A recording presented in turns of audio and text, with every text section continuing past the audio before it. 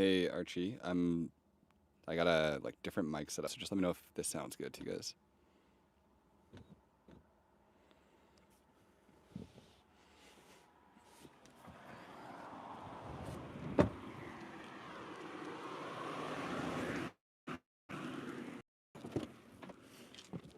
Okay, I'm outside now. I'm trying to talk on like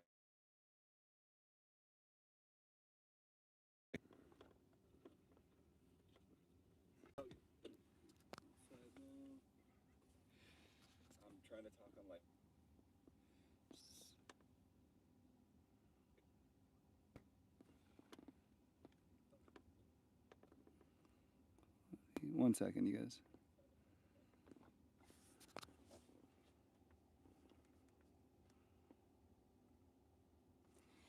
Did you just start streaming? I literally just started streaming. How do I make this chat full? One second. I just have an iPad, so it's a slightly different setup, and I'm trying to see if I can like only see the screen. No.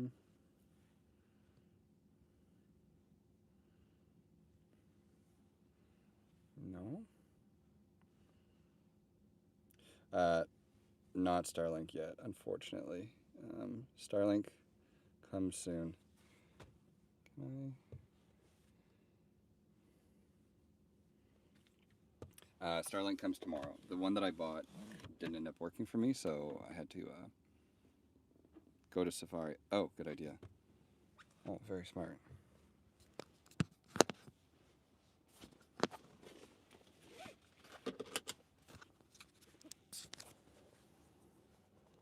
I'm like hiding my thing just in case I have to log in.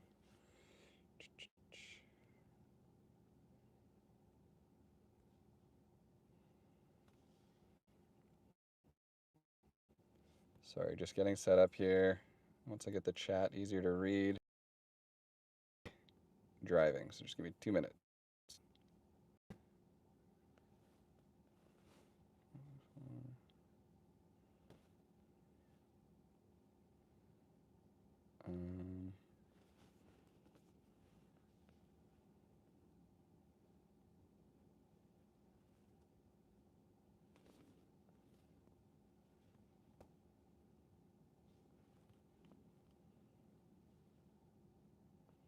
Holy technical difficulties.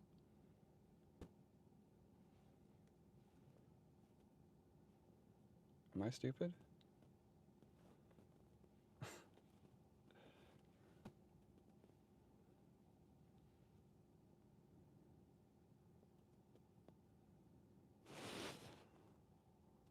Closed captioning, premium.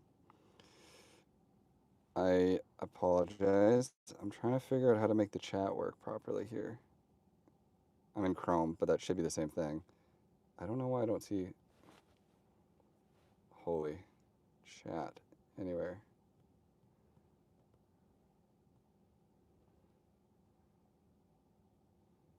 Huh, that's annoying. Okay, it'll work in the YouTube app. Oh god. Farzad, everyone like and subscribe right now. Hey, how's it going, Farzad? Okay, thank you very much for the donation. Okay, so apologies. The chat is going to be kind of like not as good as it's been before. You guys won't be able to see it while I drive, but anyways. Okay, I'm going to go first thing to construction. Over here.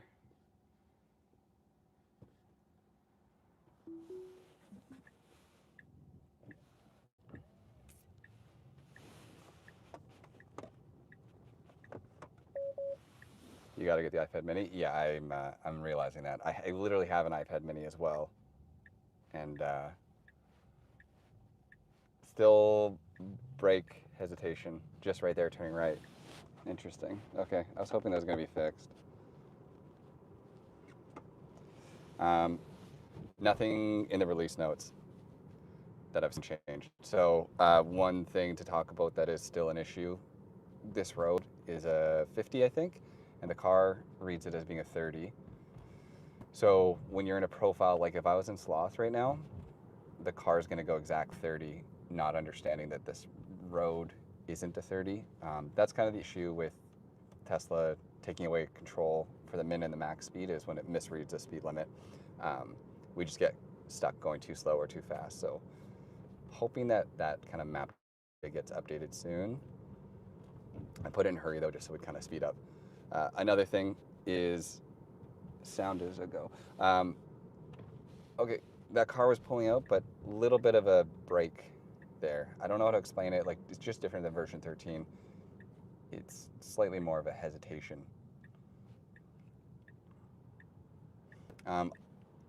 For like legality purposes, okay, we're hard break there.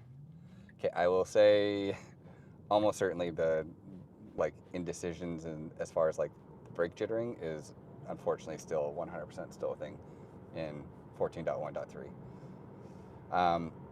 Although I can't really see the chat because it's small, I'm not going to look at it until I park. So I'm basically going to drive for like 5-10 minutes. Live streaming and driving. Oh, you guys probably can't see me because of this. I don't even know how this looks.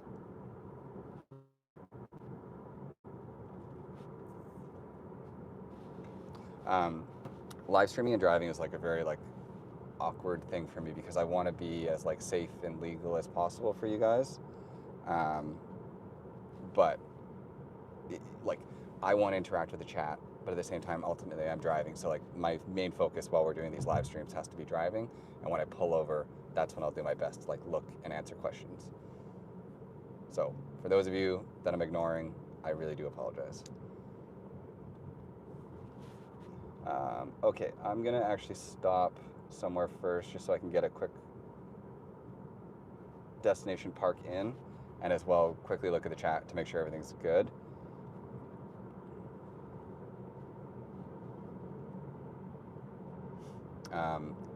For anybody that's questioning if I have Starlink, I get it tomorrow. It shows up tomorrow. So Starlink, whoa.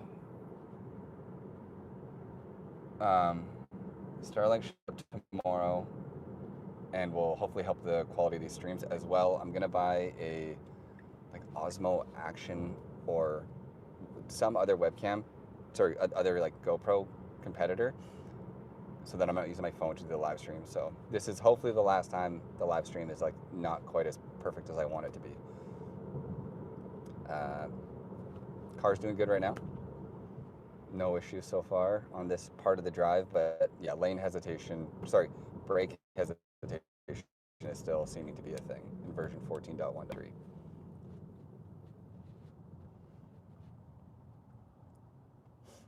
More stops, so I'll look down at chat. Whatnot, another release so quickly. What changed? No, not sure what's new. Like in the release notes, if we look here, hopefully you guys can see them. It's the exact same. So nothing new to remark on. I assume at this point they're not going to add more features in the .1. They're just going to be trying to like iron out the little kinks, which right now 14.1.2 for me was nearly perfect. There's just hesitations when you're near like people and cars coming into your lane. So if you're in a roundabout, for example, and you're driving and a car is going to like kind of, the car will be making the movement as though it's coming into the roundabout, knowing that you're going to stop, knowing that you're going to go and it will go after you. FSD like gets scared in that scenario now more than it ever used to. So it's almost like it's predicting the worst case scenario at all times, which sometimes is really good, but it ends up causing a lot of like uncomfortable situations where we will like put on the brakes. Yeah. So we have destination parking here at a parking lot at the Safeway.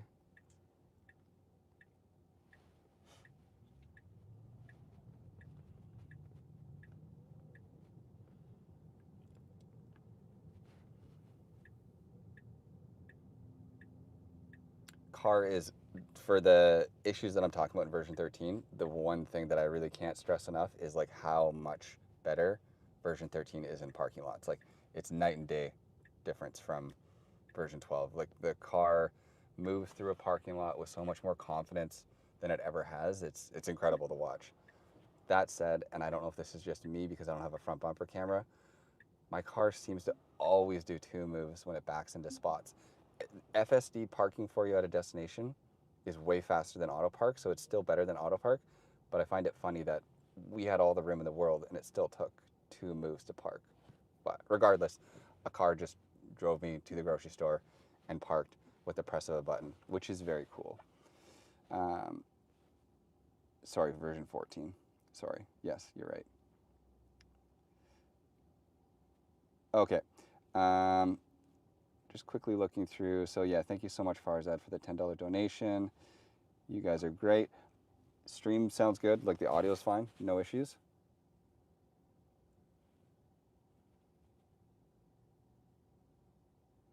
Hopefully you can feel improvements. Maybe improve Costco confidence. Yeah, right? Um, okay, it seems like the stream is working. I assume the audio is fine. So I'm going to start. This is heading towards a bunch of construction. This is really and truly where FSD struggles the most. Um, yeah, construction, like I said, for FSD is kind of the worst case scenario because you're driving through like uncertain areas with people standing off to the side of the road that are like working. So a human understands that it's incredibly unlikely that that person's going to just wander onto the road. But it does seem like FSD struggles in that area. So we're about 10 minutes away.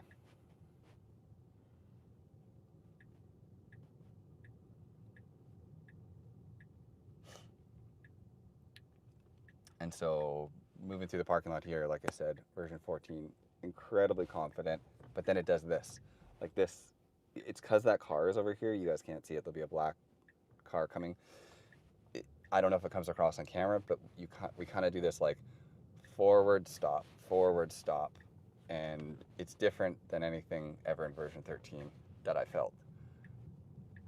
It's not a safety issue. It's a smoothness thing, and that's the biggest difference now in version 13 and 14 is like overall smoothness. So version 14 is so much more capable. It can do so much more. It fundamentally is better than version 13, but it lacks that like final bit of smoothness that makes it something that you want to roll out to more customers. Great job stopping for that lady though, because the deal is like most of you people here that are tuning into the live stream are clearly like dedicated Tesla fans. Um, so any of us driving in FSD, if the car like kind of slams on the brakes or does something weird, we're gonna forgive it because the reality is like I said, I'm just assuming, but if you're tuning into a live stream, you're a hardcore Tesla fan. There's a lot of people that own Teslas that are just like your average, like your mom and your dad owns a Tesla. And if your mom or your dad was using version 14 and it like slammed on the brakes unexpectedly, they would very likely not want to hit the start full self-driving button again because it like pulls away a bit of like confidence because you aren't sure what the car is going to do. Again, this is me just like version 14 is so good, but all it takes is like those little mistakes to strip away a customer's confidence. So that's why I think they're really taking their time before they roll out version 14.2 to more people. Mad Max enabled. I'm on standard right now. I'll put Mad Max on, but it drives too quickly for my personal taste. So we're in Mad Max now. I'm not sure if you guys can see this. And this is all in kilometers. I'll switch to miles in a bit here for the people tuning in from America. But Mad Max generally does speed a little bit more than I like to, and I just don't want to get a ticket. Jordan, is this Surrey? This is Langley. I'm near like the Langley bypass now, almost.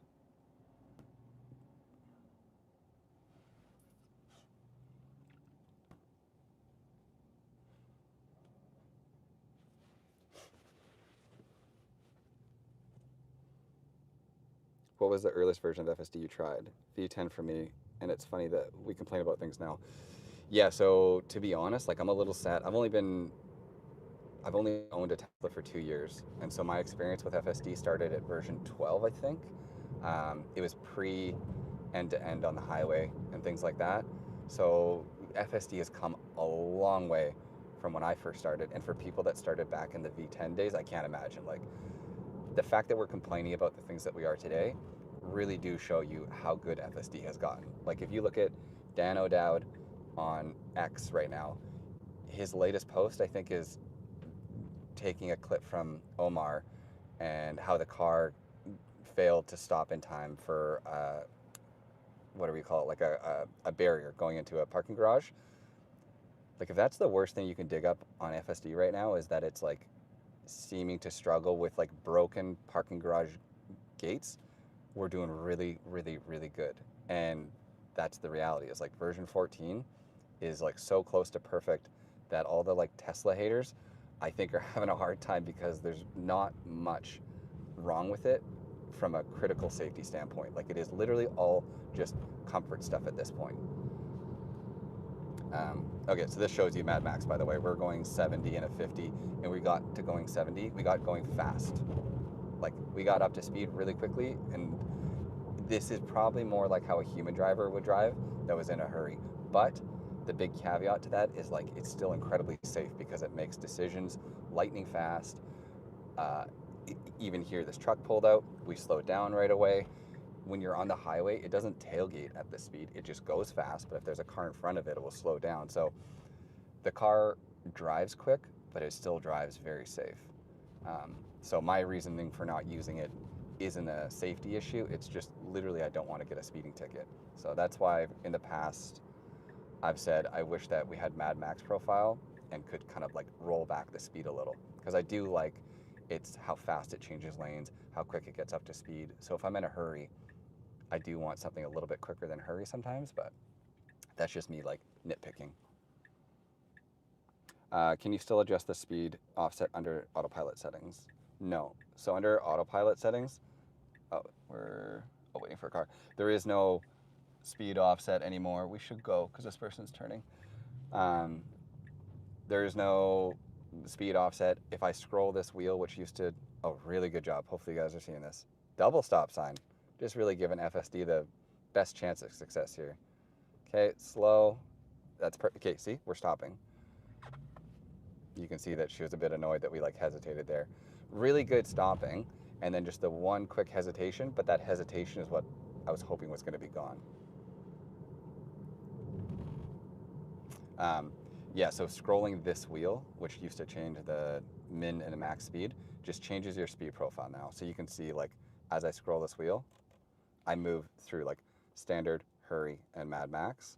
And then it's funny, like, scrolling the wheel does one thing, and then like going left and right on the wheel does the exact same thing. So I don't know what it is going to be that they're going to do, but I have to imagine that Tesla's going to repurpose what this wheel does at some point, because toggling left and right and scrolling being the exact same functionality seems redundant to me.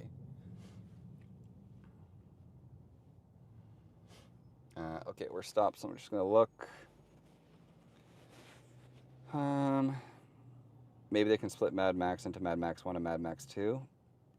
Yeah, John Brown, it's hard. Like, that gets so granular. Like, I honestly think the best solution would be to give me back, like, I talked about this on my last live stream, I think having a sixth, how many speed profiles? 3, 4. Having a sixth speed profile that's like a custom profile would be the ideal scenario, where like you went into these settings and like you got to choose a sixth profile that you built yourself, and like you could basically say, like, give me the like lane decisions from Mad Max, give me the speed control from this, give me, you know, chills, braking, whatever. Like, it would just be nice to like piece together a speed profile that was your own and drove the way you wanted. For anybody that's listening to me say this and understands how FSD works, I have no idea how it works, and what I'm saying might be just like fully impossible to do. Like, I don't think they can just like let an end user build a speed profile or like a new custom way that the car drives. I don't know, but that would be really nice if that was possible. Was your navigation data also updated? I don't think so. I mean, you guys are gonna have to like fact check against what it is, but I didn't see the nav update as like a secondary thing. I don't know if you can read it. The nav data is 2025.20 dot, or sorry, dash 15489, and then the string of letters ends in 8784. So I don't, I haven't seen a map data update come out in a while, but if that gets like bundled as part of the version 14.1.3 update, then I wouldn't see it.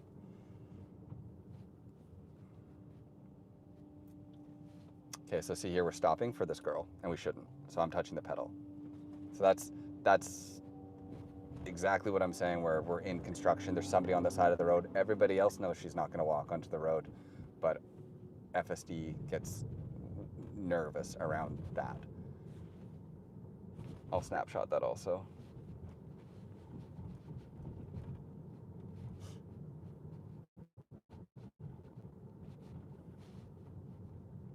Do you have Tron mode? No. I'll check. So there's no, so I don't have Grok, and I'm assuming I don't have Tron mode. It would be under Toy Box, right? No, no Tron mode. So see here, we're stopping again. I think because it thinks this guy is walking across the thing. So I just had to hit the pedal again. But yes, no Tron mode. Does it respond to construction zone hand signals? That's a really good question. I don't know definitively, yes or no, how the car responds to hand signals. I got my wife in the car yesterday, and we were in our driveway, and I was trying to like do certain things, like running up to the car and like waving it to go backwards or go, and I couldn't tell you with certainty how FSD version 14 handles hand signals. So I will definitely try and test that out more in the future.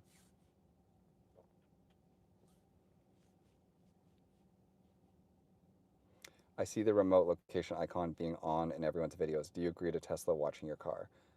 Are you talking about this icon? Because this icon is just the icon that early access folks get. This is how we snapshot Tesla and give them like data if there's ever an incident or something we think should be like looked at. The other icon that pops up when we start moving, you'll see it's like a little like square. That's because I have like it's a USB thumb drive that tracks my drives. So that's why that's always tracking. But yeah, I mean, I've said yes to Tesla tracking whatever they want. If they want to look at my interior camera, they can. I don't think they do, but they have full access to my data, and whatever they want to take, they're more than welcome to it. But I didn't sign anything special to have the camera icon. This is the icon you're probably talking about. So this pops up when we move so that the USB key can track my movement. Kilo, sorry, just got here. What does the release notes say? The release notes are identical. So this is version FSD 14.1.3. Seems to be very similar to 14.1.2. I was hoping to see resolve the like braking and hesitation around pedestrians and cars on the road. Still getting a little bit of that, so I would say that's, yeah, see like little phantom brake there. That does seem to be not yet fixed, unfortunately. Still very good, still incredibly impressive what this car is doing, but that braking issues, I think, is still a problem from what I'm seeing. And then besides that, everything else seems to be the same. See, I think we're going to slow or stop for this girl yet. See, I'm pressing the pedal. And we're stopping again, so I'm pressing the pedal again. So for me, this is what I found to be like FSD's biggest like weak point at this stage.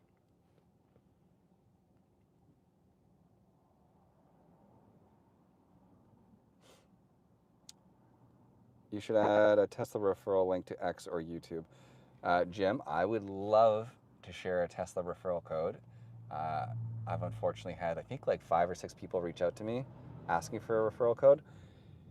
Here in Canada, I think BC specifically, people in the comments can chime in, it's illegal for us to have a referral code. Like the BC government won't allow it. It's some stupid archaic law in order to protect like dealerships, but basically like a customer can't make money off the sale of a car, only someone that's like a licensed dealer or something. I tried to read the rules about it. It's stupid. It's dumb. The fact that you can't get a referral for someone buying a car because of you due to this law is archaic. I love BC, I love Canada, but there are rules that we have here that feel very, very backwards and very anti-consumer. So I don't have a referral code to share to you. That's crazy. We have them in Ontario. Yeah, so it's a BC thing then.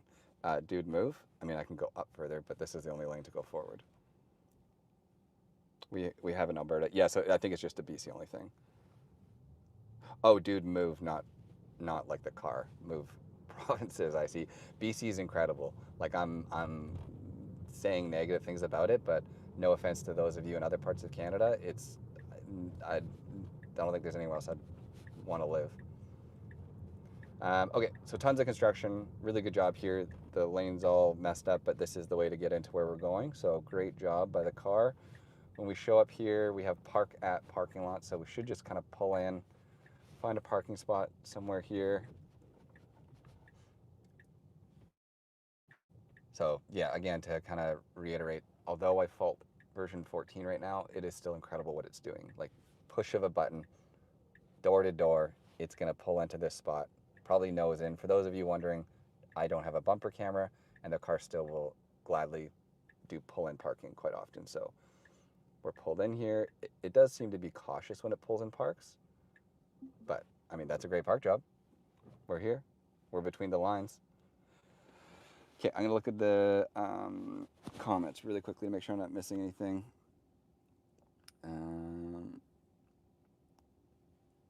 The referral code is okay, but you do not get kickbacks. So then what? I don't think the referral code would do anything for me if I don't get the kickback.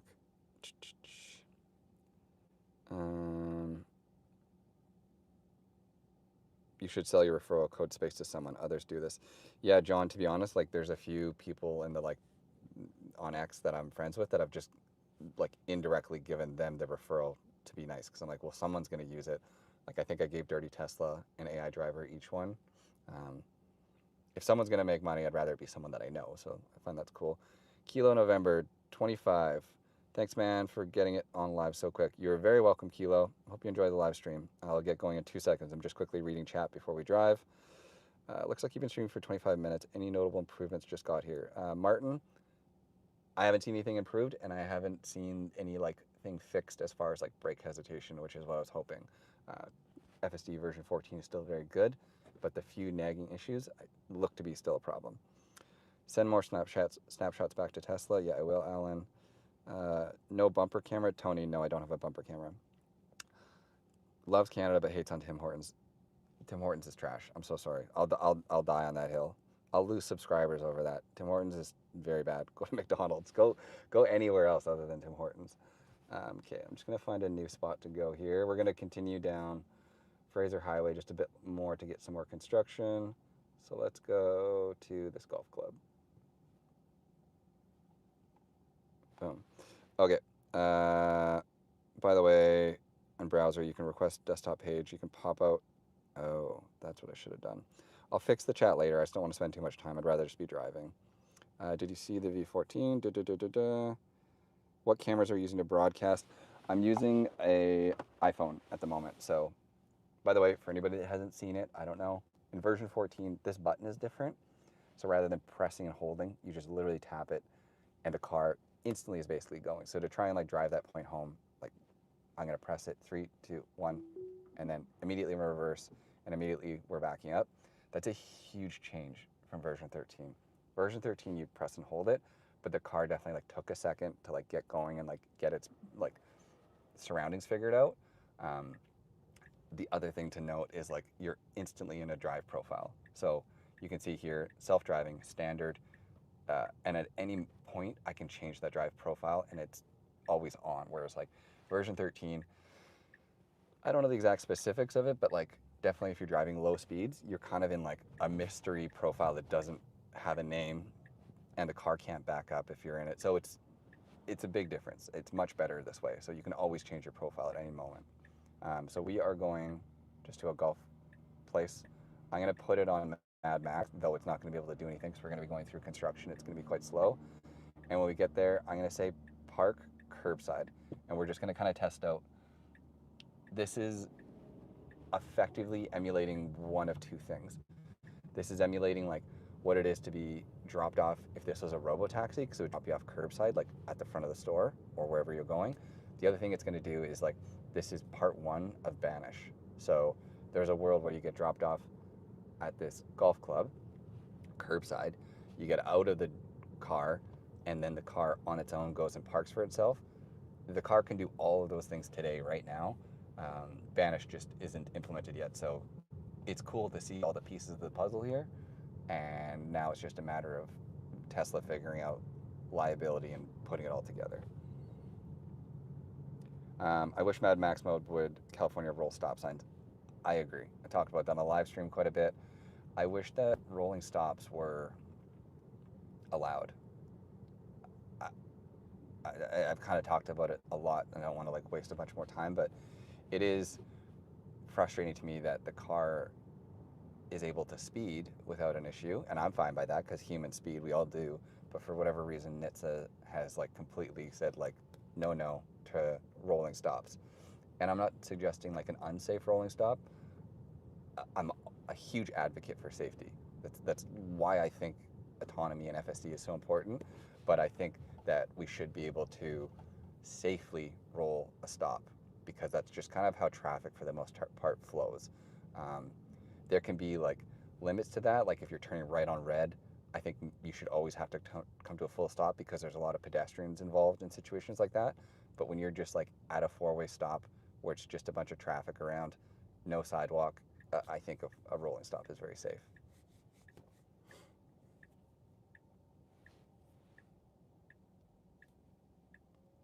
Okay, we're stopped, so I'm just quickly looking at the chat. New profiles? No new profiles. Just the same 5 profiles: Sloth, Chill, Standard, Hurry, and Mad Max. As far as I can tell, there is nothing changed. Uh-oh, it's trying to get me off this. Back into construction. Okay, so I've just updated the map because it doesn't want us to take Fraser Highway because there is so much construction, but I think that this is the best like way to showcase the current struggles with FSD, so that's why I'm kind of putting us down this the whole way.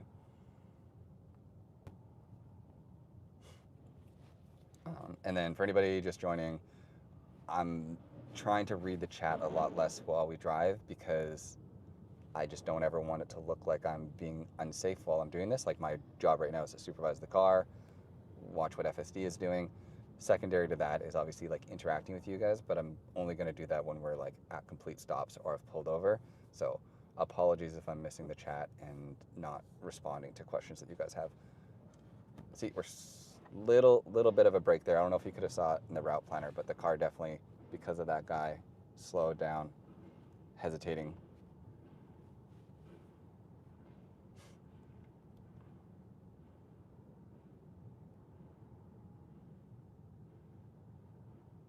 And I'm hoping that this bus pulls over.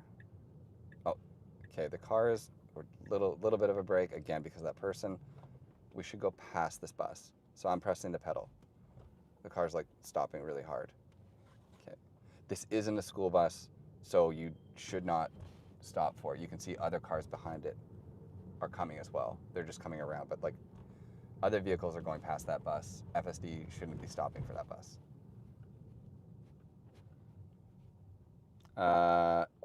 Does FSD work on railroad crossings? Yeah, I mean, FSD has always worked for me in the past on railroad crossings. For anybody that saw, who was it? David's, oh God, I don't even know what company he's with, NBC or something? That like hit piece, I wouldn't even call it news, that David put out about FSD's like failure to react to railroad signs. Super frustrating, because they reached out to me before they published a story and asked if I had any examples of FSD and how it did with railroad crossings, specifically like gates coming down, if the car stopped, etc. I drive all the time with FSD. I record, there's cameras up right now. So I did. I had, oh nice, we're stopping for this girl. Amazing job. FSD did really good. She was like kind of behind that truck. Okay, so now we should go. Yeah, see, a little bit of hesitating. I'm hesitating again. Oh. Which way? Oh, this way. Whoa. I disengaged there because I didn't know which one we were going. Sorry. I'm going to snapshot not my disengagement. That was my confusion. I almost followed that truck. The car was doing a better job than me. I'm snapshotting because we were slowing down for that girl after she put it to slow. So this to me is crazy. Like we're putting on the brakes. You can see we're stopping. Okay. The car, although struggled a little bit right there, does an incredible job like moving through dynamics. I don't even understand how to which lane. The car is doing a better job than me because I literally almost went the wrong way. World's longest construction zone. Yeah, Fraser Highway is fully under construction. So sorry if it's a little bit boring, but like this is kind of the like final boss to me for FSD. I'll pop out on the highway after, and it'll be more just like smooth driving. I just think it's fair to show this is effectively worst case scenario for FSD version 14 right now. Anyways, to get back to my story, I'll try and make it quick, but they reached out to me. They wanted to know how FSD did with road crossings. I have videos of it handling it perfectly, multiple videos where the car like pulls up, the gates come down, we're the first at the gates, the car stops in time, the car waits till the train goes by, the gates come up, the car goes. Yeah, I sent them the videos. I did like a 45-minute phone interview with David. I like talked about like my thoughts on FSD and was very like realistic because I think that's my thing is like I try to be as realistic as possible as far as like giving constructive feedback, but also still saying it's like amazing what it's doing. They included none of my interview and none of my clips of the car doing the right thing, and instead just put out like a hit piece about how FSD can't handle railroad crossings and completely like disregarded all of my data because it didn't really fit their story. It was the first time I've like firsthand experienced mainstream media like really just basically telling their own story despite what like facts say. They're like, nah, that doesn't work for us, that doesn't work for we're slowing way down, by the way. We're stopping. See, we shouldn't be stopping, we're stopping. So okay, so that was really disheartening. That's kind of the like long and short of that. Sorry, a bit of a tangent there. I'm gonna snapshot that as well. We didn't like come to a jarring stop, but we definitely slowed down more for a sign.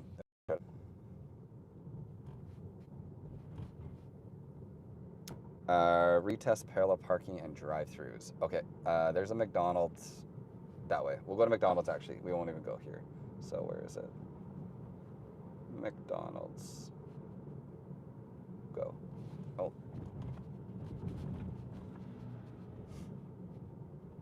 So again, yes, I'm being critical of version 14. This guy's a stop sign up. We're not slowing, we're not slowing, we're not slowing. Oh, okay, good. Yeah, nice job. Perfect. Really good job. Flawless right now.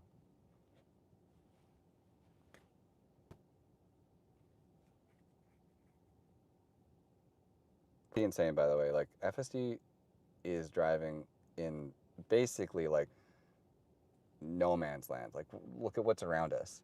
And a car that's being driven by computers and a chip is handling it. Yes, it's making little mistakes, but pull the mistakes away and just appreciate how insane this is. We're driving through construction. There is no like proper lane markings. There's cones, there's traffic. We've gone left and right all the time. We're stopped right now because a human has a stop sign in their hand and the car is adhering to that properly. So yeah, it's not perfect, but it's also insane how good it is. And I think anybody that doesn't daily drive with FSD, I don't think you can really appreciate this technology. Like, you have to use it to understand how insane it is and how inevitable autonomy is. When you use FSD, you realize that like this is clearly the future. So yeah, like me being critical of it is out of, like I've always said, like out of love. Like I'm critical of FSD because I think the software is incredible, and I can't wait to see what it becomes. And I just want our roads to be safer. Humans are bad drivers, and the sooner we can like remove the human from the equation as far as like making the decisions, or at least have it set up where FSD is today, where like the human is the co-pilot to FSD, which is making all the decisions. I think even that's safer than just your average driver on the road with no autonomy driving for them. Because most people, I bet if you were to look at these people, are like on their phones or distracted, whatever, like, and they can only see, nice job, that was amazing, incredible.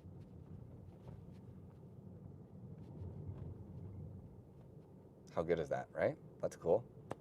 I don't know. Sorry to kind of gush about it for a second here, but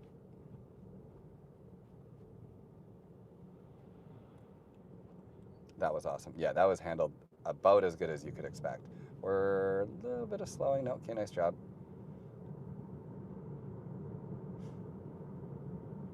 So, yeah, sorry if this drive part was a little bit boring because we're so slow. I'll look at the comments after, but let me know, like, do you like seeing this, like, more hardcore drive, or would you rather just, like, normal driving where FSD version 14 is almost certainly just going to handle it without any issue?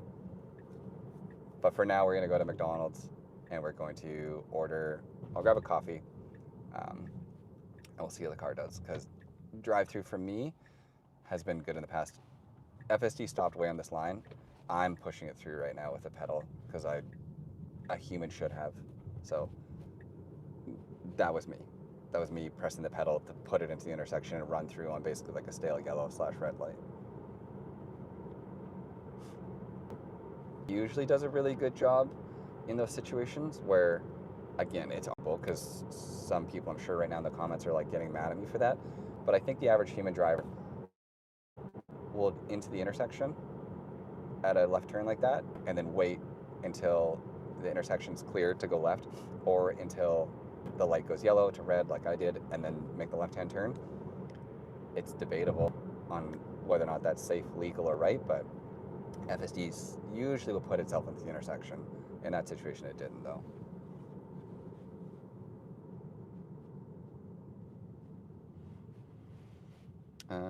Okay, coming to a stop so I can kind of glance down. So whatnot, so far 14.1.2 and 14.1.3 behave the same, no improvements. Yeah, whatnot is correct.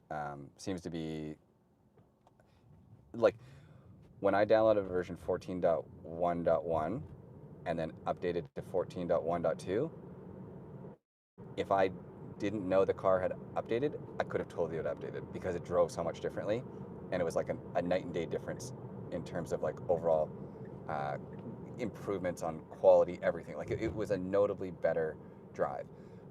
So far, 14.1.2 to 14.1.3, other than me going into the software tab to see that they're different, feel very similar. We're hesitating. See, like, I don't know, you guys let me know. Do you have turned left there? I get it, the car's being super safe, which is maybe nice, but if it's gonna decide not to go, it should just decide not to go. And instead it did like kind of like a half pulse on like, should I go, shouldn't I go? Not a safety thing, just if you're sitting in the car waiting for it to drive for you, it seems weird to have the car like second guess itself, is what it feels like. As for potholes, if there's anybody asking or wondering, BC somehow just has like 0 potholes. I've yet to have FSD like fully swerve out of the way. So I will say it's like behavior for object detection is way, way, way, way better than it's ever been. But I haven't specifically seen it pull over for a pothole. A little bit of like forward brake just there.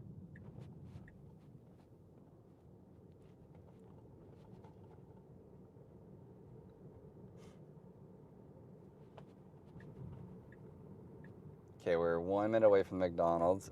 As we're going through the drive-thru, I'll look at the chat a little bit more and try and get an idea from you guys. If there's anything you want to see, let me know.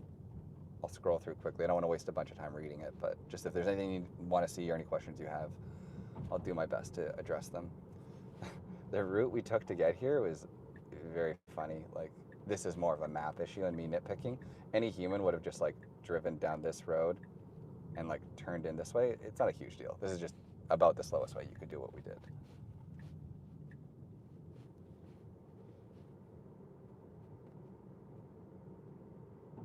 Anyone know the change log? There is no, the release notes are identical. Version 14.1.3's release notes are the exact same as 14.1.2. So there is no change log. If we look software release notes, still just says the same thing. And then upcoming improvements are overall smoothness and sentience, and parking spot selection and parking quality. I'm very curious what both of those things mean specifically. Like, I get the gist of what they're like saying, but I don't know specifically what they're saying with that.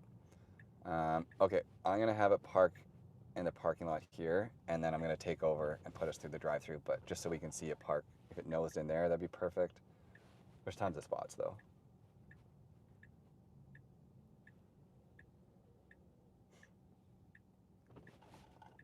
Okay, looks like we're gonna back into this spot right here probably.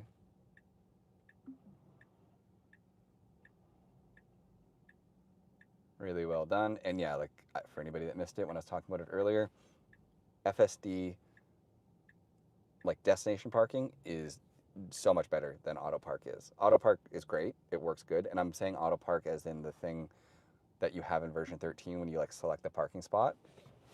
Auto park's fine, but destination parking is so much more quicker and confident. Okay, I'm gonna look at the things. 0 potholes. Dude, you must be in heaven. Yeah, Henry, I don't know why our roads here are so good, but we just really don't have potholes. 2 seconds. I'm just going to read the chat, and then I'm going to hop in the drive-through.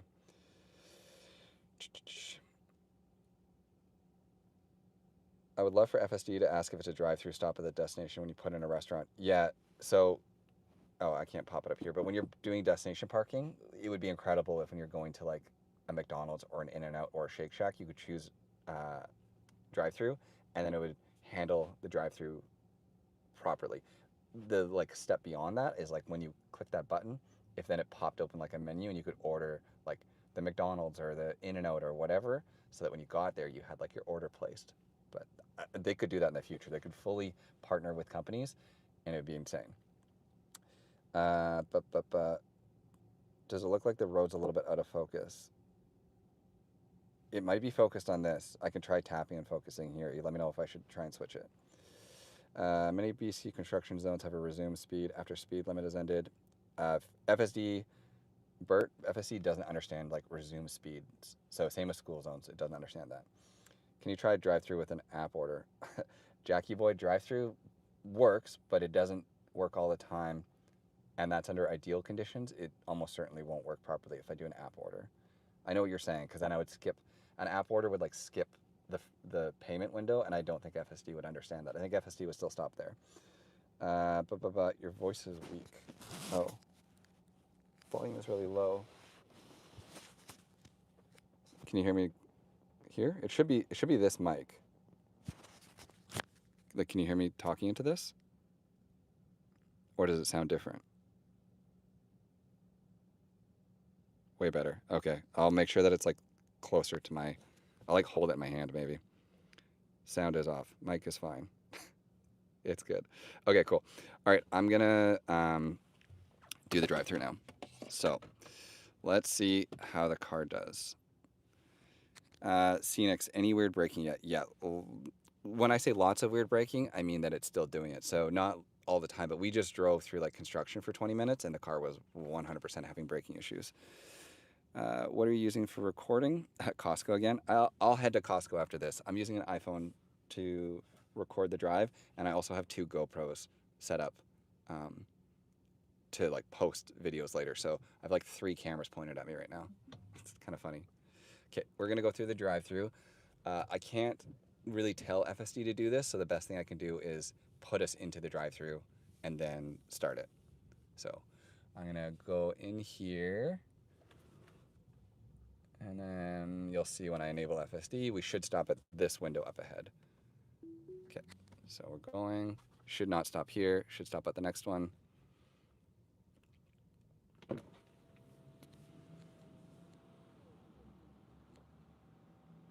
Hi there, any points? No points. Can I just get a medium double, please?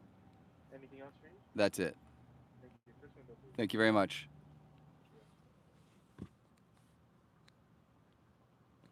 Okay.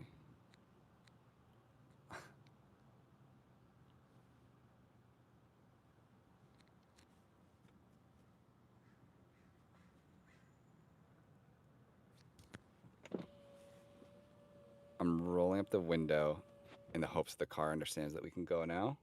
I'm gonna give it like 5 more seconds. We've fully placed the order. 3, 2, 1. Okay, I'm just gonna touch the pedal.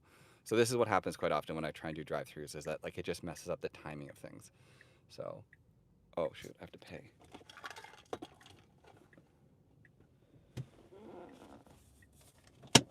So we should stop here. We're not. Hey there. Yeah, just the medium double. Total's 135. Thank you.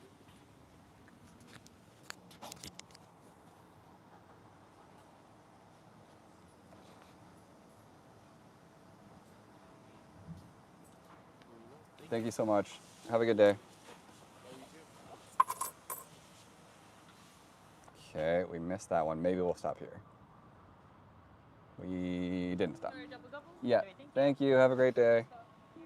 Okay, so I don't know. I don't know why drive-thrus work sometimes and not the other times. Like it's very random. I don't know. So, bit of a fail there, unfortunately. Okay, let's head to Costco. I don't know where the car's going.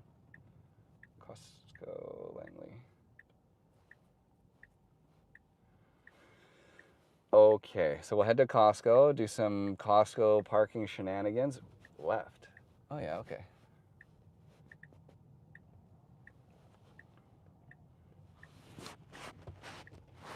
Double, 2 cream, 2 sugar. Yeah, I'm a child when it comes to my coffee order.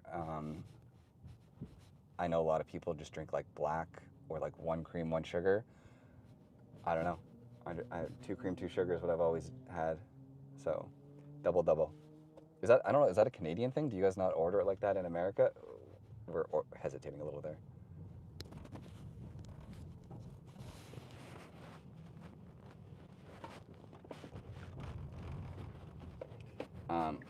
For those of you with version 13, you can probably tell we're just moving very fast through this parking lot compared to what version 13 would do. And I'm not saying that in a negative way. It's a very like human-like speed. Version 13's top speed in a parking lot felt very awkward and not human-like. Mostly sugar and some black coffee on top. Yeah. Yeah, my coffee order doesn't inspire a lot of like, I don't know. It's not very cool of me for sure. It is, but it tastes good. It's like a sugary little drink. Tim Hortons is mud water.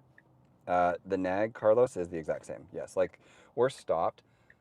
So for those of you that don't know, the nag is like, you can see this, right? Almost on the screen. There's a camera here that looks at me to see what I'm doing. And so long as I'm like looking forward out at the road, that satisfies the nag is what people call it. So the car is happy and content driving without me touching the wheel so long as I look forward. And I'll show you, like I'm looking down to my right now. Hopefully you guys can tell. I'm like also looking at the road, but like I'm definitely looking away from the road. I'll look at the screen. How about this? So if I go here, and I'm gonna go library. It's actually pretty good. I'm surprised it's not nagging me right now. Usually it does. Wow, still not nagging me, eh? Yeah. Oh, there you go. Please pay attention to the road. Maybe they did relax the nag a little bit, because that was a long time. How do I test that more? Nag is one of those really awkward things, because like, I always say the nag is fine, because honestly, even like looking away from the road for that long felt weird, because I think it's unsafe to look away from the road for more than a few seconds at a time. So whenever I'm like using this screen, I like kind of pop back and look up. Faster than the nag ever usually bothers me, because I think I should be monitoring the drive. For me to like stress test the nag, I have to like look away from the road for quite a while. So to caveat, I'm going to be looking at the road while we do this. I'm going to wait till after this light, but I'll test that again. It felt like the car waited quite a while to like give me that nag.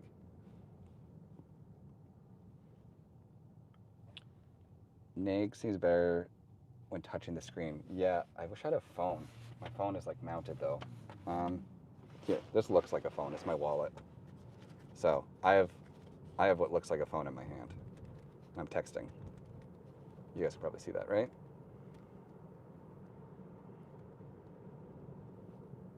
trying to keep it in frame for like the camera to see. Please pay attention to the road.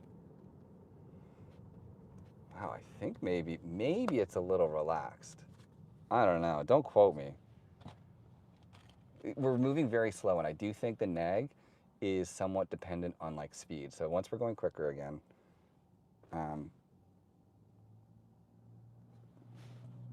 because like right now when you're at a dead stop, you could do whatever you want, and the car won't nag you. The car doesn't care when it's not moving that you're not paying attention. So give it a few seconds here. Sorry, just got here. What's new with this update? We don't know yet. In the release notes, it says the same thing as before. The big thing that we're looking for in version 14.1.3 is for there to be a fix for like hesitation around pedestrians and cars that are coming like near your lane. From what I'm seeing, that looks to be unchanged. Still getting a lot of like brake jittering around pedestrians on the road in construction sites. We're testing the nag right now because the nag feels better. So I'm going to continue to test that right now. Also, for anybody watching, if you don't mind leaving a like on the live stream and subscribing to the channel if you're not already. I do these live streams every single time there's a new update. I've purchased Starlink and it shows up tomorrow in order to make these live streams better. And I do my absolute best to make this content like interesting for you guys, as well as I make full like narrated FSD videos with my impressions on each version. So if you like this live stream content, I make it as well. I make like just more like well polished FSD content that goes into like details about things that I might not get into here on the live streams. I bring my wife out with me quite often too to get like a female's opinion who isn't obsessed with Tesla. So if any of that sounds good to you, subscribe to the channel. It'd be great. I'd appreciate it. I also have like a members thing if you want to sign up. This will be my only like ad, but I have a member thing in the channel, so I think it's like $5 a month. I try to post like content there and interact with you guys as much as I can. I've done one member exclusive video, and I plan to do more. So yeah, but anyways, we're stopped, so I can't test the nag until we start moving. 2 more minutes. Whatnot, $20. Keep doing what you do. Thank you so much, Whatnot. You are an incredibly kind person, and I really appreciate all your support. You've been great. Thank you. Okay, we're driving now, what I would consider to be fast enough that the nag would be something that would bother you. So I'm going to test right now. I'm looking up at the road as well, but like mostly right now, I'm just touching the screen, finding a song to listen to, finding a song, looking down. Okay, please pay attention, the road is popping up. So that felt kind of like normal to me. I'll test it again. So looking down here, looking at the screen, very clearly just looking at the screen as far as the car is concerned. Please pay attention to the road. So I do think the nag is still here, similar to what it was, but maybe a little bit relaxed. We're stopping early, but I think we're being really polite. There's a left turn here, and people, you won't be able to see it, but like there's an intersection right there where people are coming out and going into this lane, and someone might even, yeah, this van is really going to benefit off of what FSD is doing. Look, so this is incredible, and it just like, I talked about this in my Costco parking lot video. Humans generally don't make those polite decisions and instead need to be 3 feet further forward, which then would cause that van to not be able to get into that lane, which they would have missed that left-hand turn. And it's this like snowball effect of like, humans are impatient and pretty selfish when it comes to being on the road. We're braking.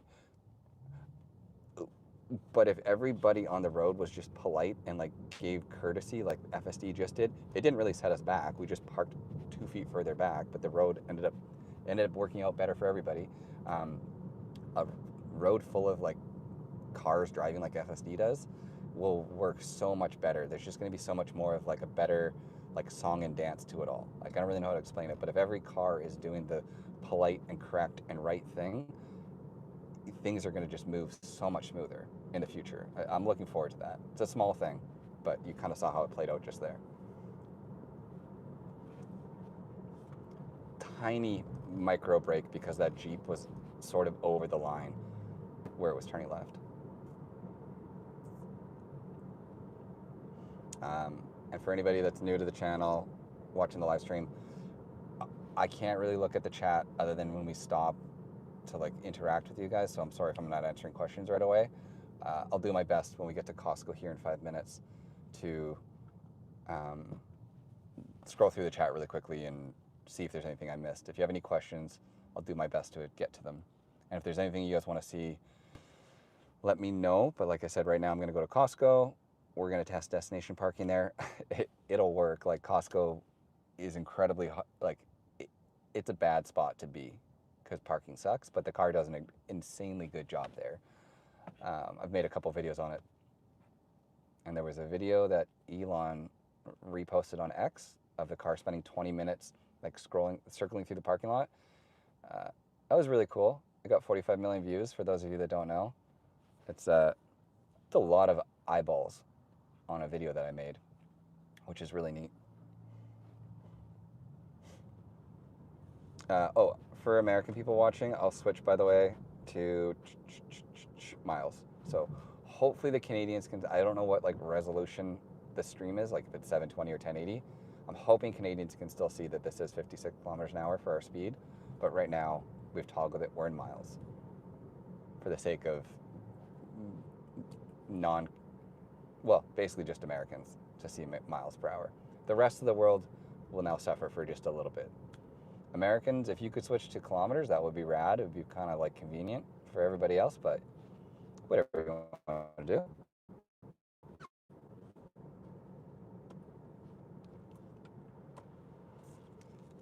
Let's pull the Monopoly thing and see if we won. Not a winner, Niagara Falls. Okay, that's a loss.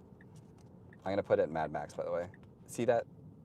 It might seem in line with me touching the wheel, but it wasn't. That like lane hesitation, the car like went in that lane and then shimmied back here. New in version 14, and again, I don't know what it is that causes it. Lundberg Harbor. Okay, not a winner. That's sad.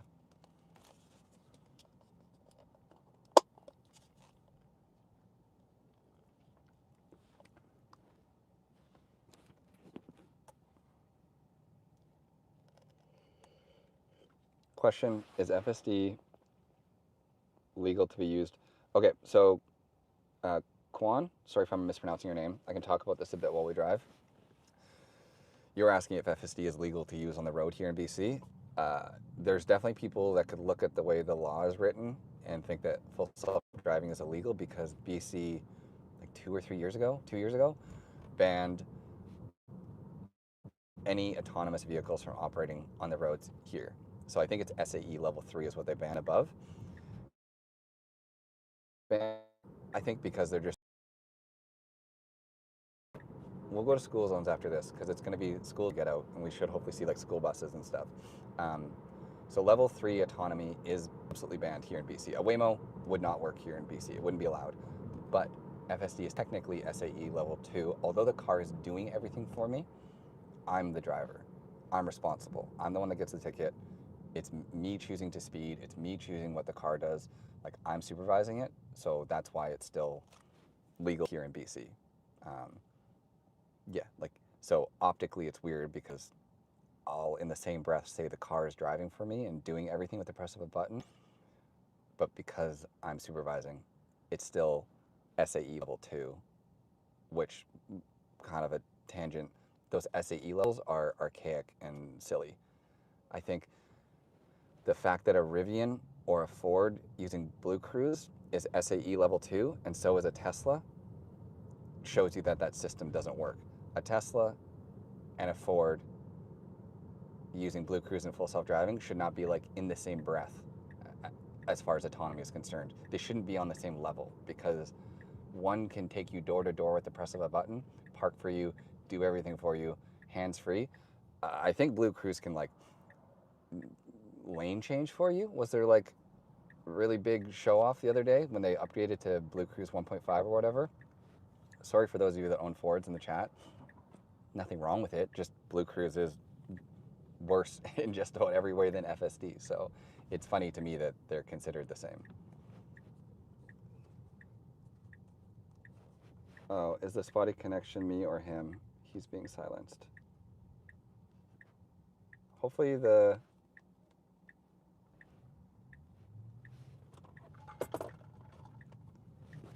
Okay, we're at Costco. Can you guys... Is the stream working good? Blue Cruise is more like autopilot. Yeah, okay, good. Okay, so a human would have saw this guy backing up and stopped to let them in. That's a great parking spot at Costco in the front row. We drove well past that. There's a couple reasons for that. One is, I think, though I've been proven wrong once, the car seems to be like pretty focused on getting like close to the end of this blue line, and then it starts searching for parking. It's nice that we're letting this person in. So for right now, I think if that person backed out, we would still drive away. Like that person's leaving and we're not waiting for the spot, but it's because the car's focus is to get here and then it will begin searching. So you'll see that. That's kind of what we're going to do right now. Starlink can't come soon enough. Yeah, Starlink literally comes tomorrow. I got the update this morning in my email. Thank you for the stream. Nima, you are very welcome. Whatnot. Stream was working, few potato qualities. Yeah, sorry guys. It is disappointing. I hate that it isn't enjoyable for you guys to watch at times. Like I said, I hope Starlink fixes that. So this is a really good thing. This car is waiting to turn. We're going around them. Like, oh, I wouldn't have done that, but okay. Well, that's a move. I guess it works. Kind of a questionable decision. I mean, we were just assertive there and got around that person to get into this lane. So yeah, it's fine. So something you're perhaps going to see, depending how busy it is and how many loops of this like little area we're going to do. Hopefully you can see this. This is the front door, and FSD, we're slowing for this person, which is perfect. FSD kind of likes to circle this area. Like in its mind, I feel like it will only search in this area for a parking spot. The real issue with that, for a destination parking at a place like Costco, like I get why it's doing it because that's close to the door. So that's great. Really good job. Wow, nice job here too. We're going around this guy that's parked. We're being cautious of this guy with the, this is all really good. If we would have waited behind that van, we would have been trapped forever. Anyways, FSD needs to like have an option where after a couple turns near the door, it should shoot out to this part of the parking lot, because we could literally sit here for 20 minutes searching for a parking spot. And I've done that. And that's just the reality with the car not waiting. Yeah, see, this is the lane we were just going down. Because the car doesn't stop and wait for someone to unload their groceries, the only way we get a spot at a busy place like Costco is if we get super lucky and there's a car that happens to be backing out as we drive down the lane. So for those of you that get version 14 when it comes out, something I would recommend is, yeah, we're just going to go down this lane again, is when you're doing this, and I'll show it after, is basically like, I personally think like pressing holding back here and telling the car to go here to park is the better option, because you're forcing the car to go to the back of the parking lot and now it's going to search for parking back here, versus like doing a tight loop in the first 2 rows at a Costco. You'll do that forever and never get anywhere. The thing that is unfortunate with what we're doing right now is exactly the same logic is going to get applied. If on this blue line, before we get here, we pass a parking spot, the car generally won't stop for the spot. So like that's an empty parking spot. Oh, interesting. And it wouldn't have taken it. Something that maybe we'll see? No. The car can back up now. So like this Q7 that was backing up for a second, if it had backed up more, we would have backed up to get out of their way. Okay, let's see what happens here. So this Kia is leaving. Maybe we're waiting to take their spot, but we might also be screwed because I put this as the destination.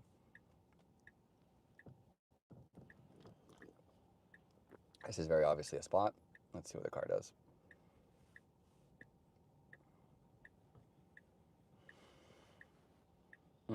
Okay, I think we're actually going to park in it. So maybe I'm wrong. Okay, yeah, great. Perfect. the blue line thing, like what I'm saying, isn't always true. But if you watch my other videos, you can see the car ignore parking spots until we get to the end. Amazing. Kind of a shitty park job, I'll be honest. We're like over the line here, not quite anywhere there, and we're quite far. Like we're almost stuck out in the back, but that was good. We got a spot at Costco. I'm just gonna read the chat for half a second. Okay. Should ideally, after one lap, divert to another lane further away? Absolutely. I could see. So the problem with that is, like, let's say you're like disabled but don't have a handicap sticker, and like you want or need to park near the front. That's where I think the option should be like somewhere buried in the settings where it's like, you know, I do have a handicap placard, so only park in handicap spots if possible. Or like, I have a mobility issue, whatever, and I want to be near the front. Sure, you should be able to define that, but then the average person, I think, could use the walk and would be fine to go park back here. That was perfect, honestly. Yeah, really well done. No front camera? No front camera. This is a 2024 Model 3 rear-wheel drive, so I only have the back bumper camera. Better than most BMW drivers. Yeah, funny, eh? Are you planning to do some more freeway driving? Yeah, I'll pop up right now on the freeway. How about that? So, I'm not calling anybody fat. Everybody's great. Okay, I'm gonna go up to the freeway now. So, what is the most like interesting way of getting up there? So let's go to. Let's go to. Um,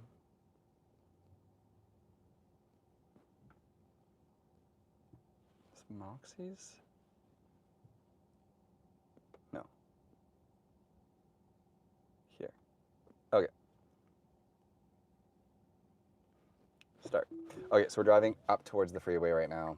I'm just making one stop before we get there, just to show destination parking one more time. And then as soon as we get up there, we'll be on the freeway.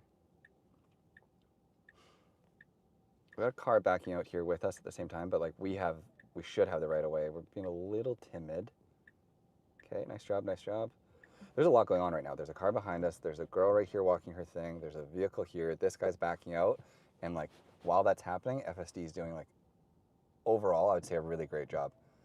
We need to wait for this guy because he's going to get mad at us. This is going to get awkward. We might have to back up. I think that, yeah, okay, this is cool. We're backing up. So see, this is FSD backing up because this guy's going forward, but then this person's here. There's so much going on right now. And the car's backing up. As this guy gives us space, we're backing up. I don't know what this guy wants us to do. Wow. That was cool. I think. I don't know how much differently that could have been handled. Oh, we like slammed on the brakes for this, people. Very impressive what the car just did there. It might have looked super awkward, but it was awkward because there was like 8 people pulling out of spots and into spots at the same time. And that guy seemed to have no interest in like helping out the situation. So FSD kind of handled it all on its own.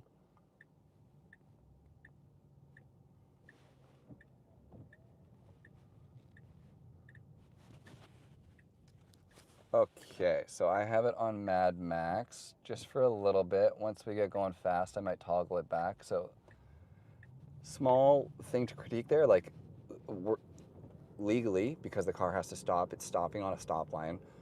And for whatever reason, stop lines are annoying because when you stop at them, you can't actually see like cross traffic.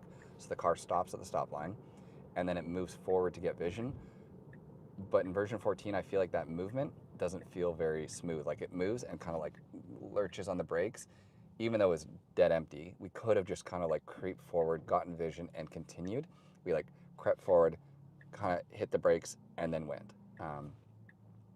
Not a deal breaker. It's just me nitpicking the little issues right now with version 14, which is otherwise a very incredibly impressive piece of software.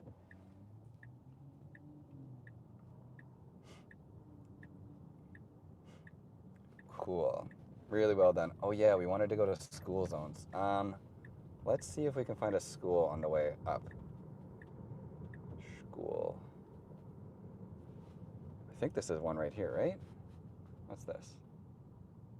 No, no, no. What's this? F? I want a school with like kids and buses. I guess an elementary school would be what I'm looking for. Catsy Elementary, where is it? H.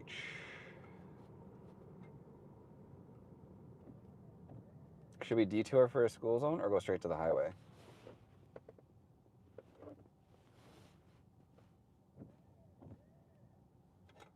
School zone's here, highway's here. You guys let me know. I think school will have already gotten out is the only problem because it's 2:50, but it will be a school zone. School zone. Okay. I think, I don't know what time schools get out here, but I think school's going to be out, but maybe we'll see buses like dropping kids off because I think it's basically right now when schools get out. From the school zone, we'll go to the highway though. By the way, for any Tesla fans, I posted about this morning, but on this week's episode of Ride the Lightning, which is a really good Tesla podcast, Franz was on it, and he talks about the Roadster and a bunch of like Tesla stuff. So highly recommend listening to it if you are a podcast person at all or you enjoy that show. But yeah, very good episode. I'm like halfway through, and it's great so far. And I think towards the end, he talks more in details about the Roadster. Okay, good job waiting. We should go now. Nice.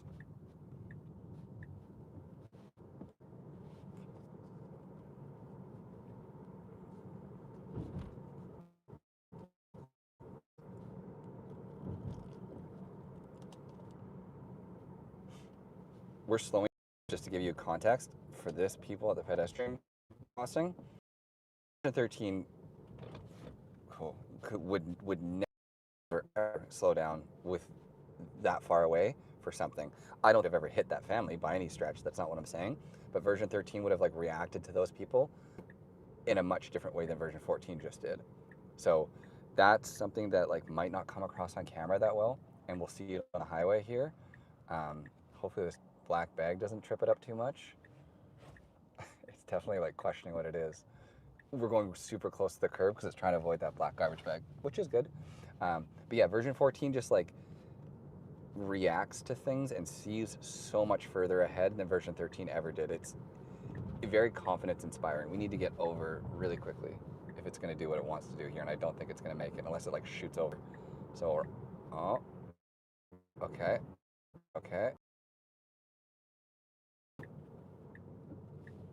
We got like 3 lanes over in just a second there. That was good. Uh-oh, bad quality. Sorry.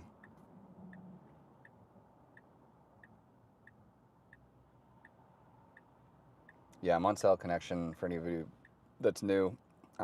Starlink is coming tomorrow and should help resolve this. I think as we drive around, I'm gonna like hit pockets of like bad quality. I'll do my best to avoid it, but like, I don't know, we're in like a built up area. Like we're in the city of Langley, so I don't know where the cell towers are and are not good. Okay, we can go after this car.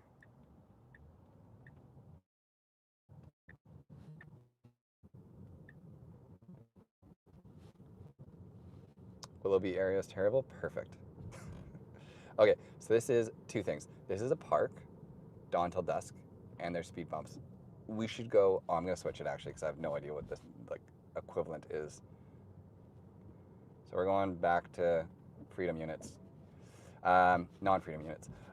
The max, this guy's not doing either. We're going 38, so is that any better? Rogers 5 plus. Oh, I think we're back.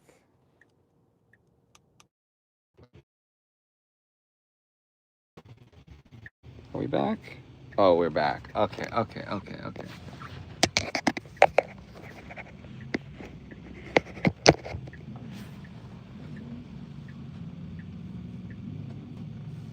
I try an underground parking garage? I mean, my cell signal isn't working above ground. I don't want to tempt fate and go underground. Starlink can't come soon enough. Yeah, it comes tomorrow. Sorry, guys. Devin, how many pedestrians were killed in those first few minutes? Yeah, while the stream was off, it was just a full gaggle of children that I wiped out. No, we went to the school zone. We sped, unfortunately. A little bit of brake hesitation there. Nothing notable. I tried to get out of there as soon as I could because I saw the stream was basically not working. So we're driving up to a supercharger on the highway, and then from there, I'll just put us on the highway. We'll test like highway driving. Dan O'Dowd clip, yeah, no, right? Okay, so this again is something that shows you like the reaction time for like vehicles cutting in front of us too. The car does a really good job like slowing in a very natural way, not harsh braking. That inspires a lot of confidence. We'll see that soon when we get on the highway.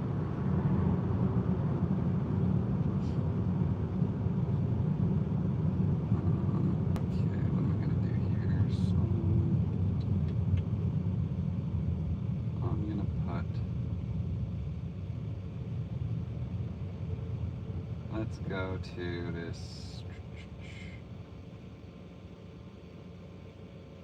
I don't know. McDonald's. Okay, I'm just navigating us to the McDonald's, so we're gonna be on the highway a bunch. Can we not go? Oh, the highway's super slow. Oh, because it's, no, 3 o'clock. One sec. How about here? Select. Cool, okay, that'll put us on the highway faster. So we should be on the highway fairly quick here. We'll go to Surrey here, and then I'll spin around and come back this way. Sorry, this is probably isn't that exciting to watch. There's just a lot of like sitting in traffic, but we're getting there. We're going, and where we're going is a mall as well, near Surrey, Guildford. So hopefully the cell quality is good, and as well there'll be lots of like pedestrians and people, things moving around. When we come to a stop, I'll look at the chat again.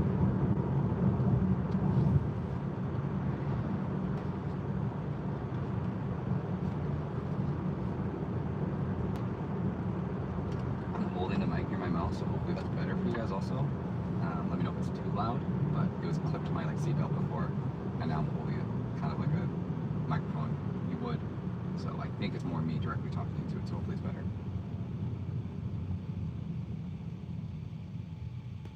You probably hear from the phone direct, but not the mic.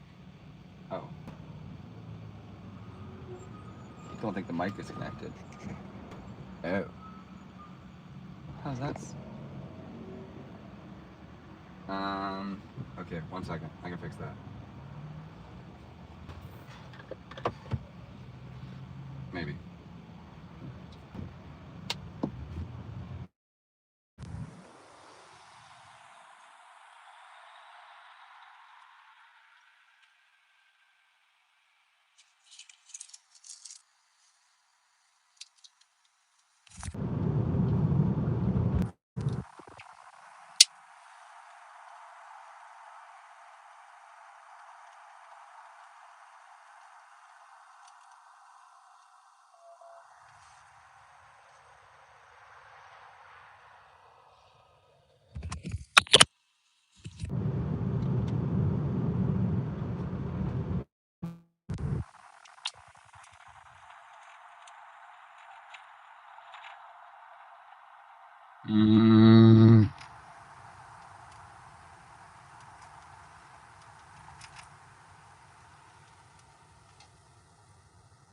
Can you guys hear me?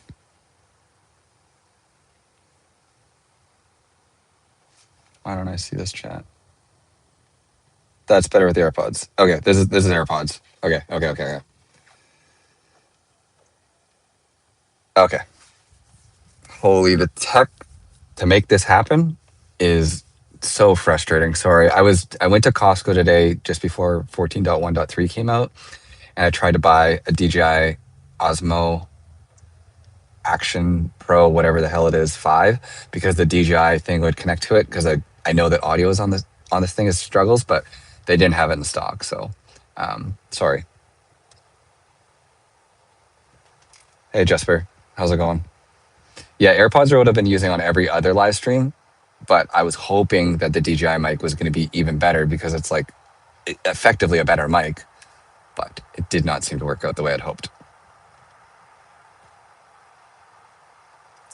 Are these the new AirPods? Um, no, I have the old AirPod Pros. Well, not old, like one generation back. I have the new AirPod Pros, like the newest ones, but I don't like them. The Jay wears them, I don't. What's all the honking?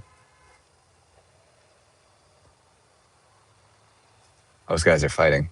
It's like a little like road rage incident. Okay. Reading the chat. Any questions? DJI Action 6 coming out very soon. Yeah, I was also kind of waiting for that. Version 14.1.3 just went public. Just got notification my car has an update. Is that true? Is 14.1.3 going out to more people?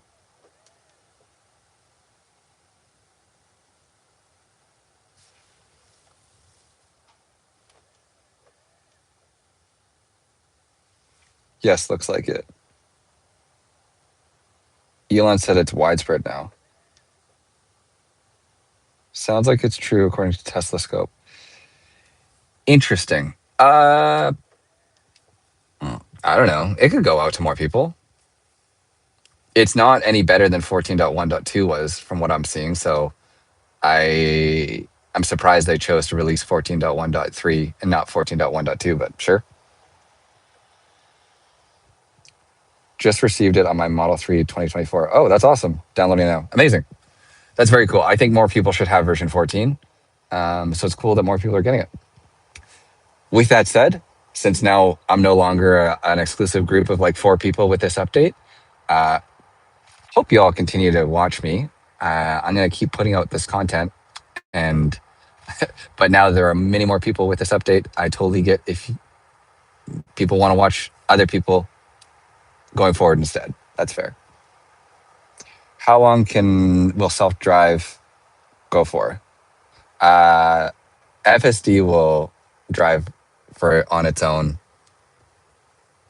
in perpetuity, like until the battery runs out. Basically, like the car will gladly drive itself without any issue or human intervention, kind of forever. Especially now in version 14, because it can park for you and do so many more things. And I'll never have to touch the wheel so long as this camera sees that I'm paying attention.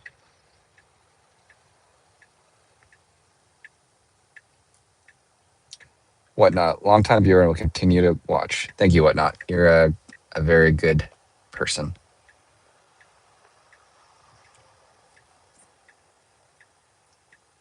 D, okay, going for a ride. We'll come back later. Awesome. Have fun, D. I hope you enjoy it.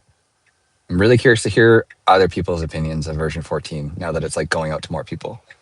Like I said, I think it's plenty good enough to be. I'm curious what group of people they're releasing it to, because I don't think everybody should have it. But I think if you have the advanced toggle selected under software, I think if you have this toggled to advanced, I think you should get version 14.1.3. I don't think your average mom or pop like Tesla owner should get version 14 because it's still, I don't think it's quite perfect enough for those people to be using it. But if you're a avid FSD user and understand that it might not be perfect, I think people should have version 14. I'm very sad that you don't have it, Jesper. I was hoping you'd get it in the next like wave. Okay, we are about to get on the highway for about 15 minutes here while we drive to Surrey. This will just kind of showcase FSD version 14 on the highway. I'll put it in Mad Max to start, just so you all can get an idea of how fast it is. And then I'm going to immediately scroll it back because it's probably going to be speeding, which I don't love. But the profile is safe. The speed is just a bit more than I prefer. Okay, so you can see like we're the first person off the light. We're beating that guy. Speed limit here is 100. So just watch to see our speed as we go up. But I'm sure we'll be going like 120 before I have to roll back that thing. And I think it's going to get in the left lane as fast as it can. For anybody asking that lives in BC, no, FSD does not use the HOV lane properly. Unfortunately, We have use HOV enabled. This car can be in the HOV lane, but it won't sit in the HOV lane, unfortunately, which is something I really hoped because, yeah, any electric vehicle could sit over there and it's just a nicer lane to travel in. But yeah, we'll stay here, unfortunately. So this is the follow distance on Mad Max. And if I go to hurry, you're going to see it's pretty much the same follow distance. We're in hurry now. If I go one back to standard,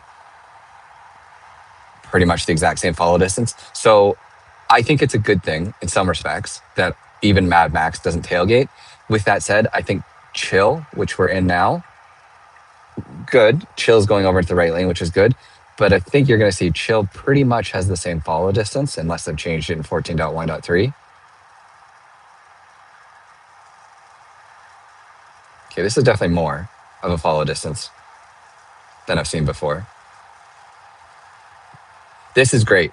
I'm a granny driver, and this is the follow distance I like. So watch when we catch back up to this car and see. But like, I want at least 3 seconds to the car in front of me.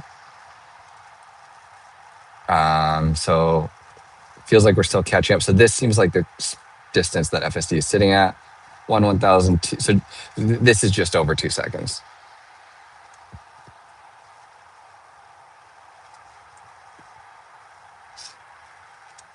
And I'll put it back into hurry just again to give more like dynamic driving on the highway. I want you guys to see the car in front of us like go on the brake really hard to appreciate how good the reaction time is.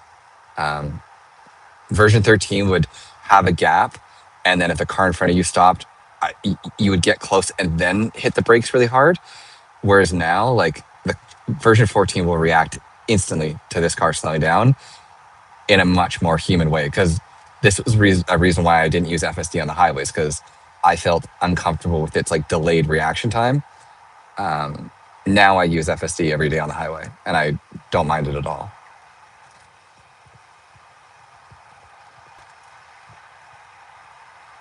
So we're going a little fast now. We're in hurry and we're going 119.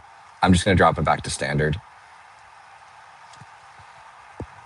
That's not me faulting something I want to show also. I'm putting the car into the right lane. This is something that I find to be really good about FSD. Maybe we won't see it here actually. We're taking this exit so you won't see it. But if these cars on our right are coming into our lane, FSD does a really good job of like popping, it's doing it, into this lane to get out of their way.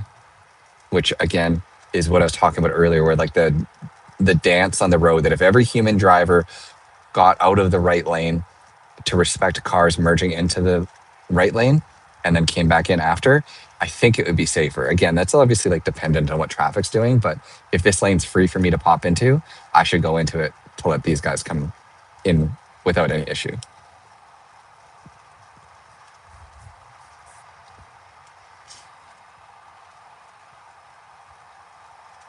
Okay, so yeah, this is the follow distance.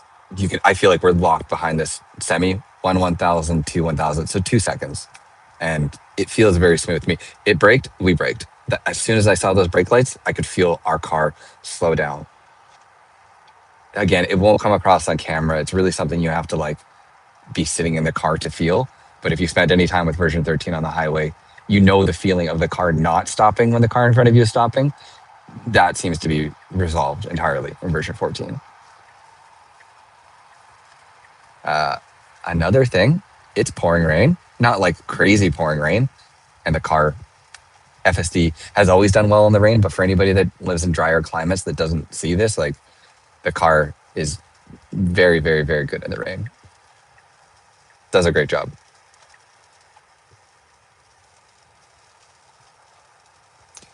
Entropy, just checked my Tesla, 20% downloaded version 14.1.3. Oh, amazing. So yeah, definitely tons of people are getting it. That's really cool.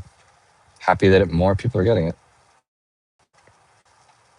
it. For those of you installing it and downloading it, the download took quite a while and the install took quite a while. So don't lose faith. It took me well over an hour to download and install it from the point that it came out. So does it slow on turns when the road is wet? I don't know the answer to that question. It does absolutely slow for like sharper turns, and again in a very like human way. I have no idea if the car really and truly respects road conditions. We're going to stop at the supercharger, by the way, just to show up parking. I don't think we should go left. Something that's interesting when you do the destination parking. So we're going to a supercharger. So by default, it has park and it says charger. So by default, it's choosing to park at a charger and it knows that. And you'll see when we get to the charger, it's going to back in because it knows it's a charger. Grok says it reboots twice. Anything? Hello, I'm new here and own a Model Y. Do you think FSD 14 is an upgrade or downgrade from version 13? Hollow, I would say version 14 is without a doubt an upgrade from version 13. Like if you were watching earlier, I'm not sure if you were, but we were in a Costco parking lot and the car was able to like navigate through the Costco parking lot, park itself, and then there's a situation where we were trying to leave and a car was backing up and like we backed up to give room for it. Those are all things that version 13 literally can't do. And version 14 is like technically more impressive than version 13, without a doubt. The only thing that version 13 is better about is version 13 is like a little bit smoother. So version 14 currently struggles with pedestrians that are on the side of the road or cars that are like coming from cross traffic. The car version 14 seems to be a little bit more like jittery with the brakes. So if there's like a person that isn't going to walk onto the road but is like near the road, the car sometimes will like pump the brakes and it feels very uncomfortable. That's the only like negative to version 14 at this point. So it lacks the like refinement and smoothness that version 13 has. But if I were to say you can only have one version of FSD, I would pick version 14. If I was to say your mom could only have one version of FSD, I would say she should have version 13. Because the unexpected braking and things like that are a little bit jarring, especially for someone that's not like super comfortable with FSD. Oh, is this in the parkade? Oh, well, here we go. If we lose connections, I'm so sorry. Just give me 2 minutes. But this is cool. We're going into underground parking. I've never been to the supercharger, so I don't know. I'm watching my stream in like super low quality, and if it like dips out, I'll turn around.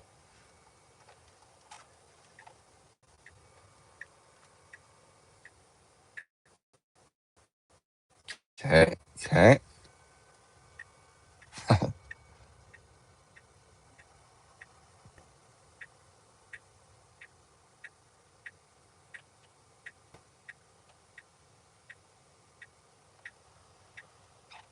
For those of you watching, we're parking just at a random spot. That's not the supercharger.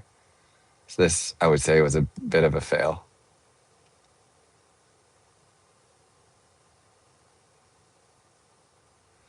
I mean, we destination parked.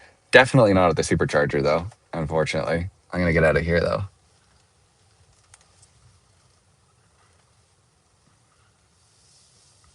Okay, okay. We're leaving.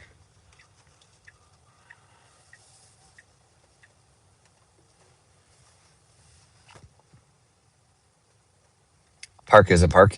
Yeah, I would say, like, normally I would kind of give that a pass because, like, it is a park. It is a park. The issue with that is very specifically, I was trying to park at a supercharger. So if you were trying to go like destination to destination without touching the wheel, you couldn't. You can't really do anything there other than to drive again because like the car didn't stop at a supercharger there properly. Also, do you guys see light or dark mode better? I'll switch to dark mode. Display, dark.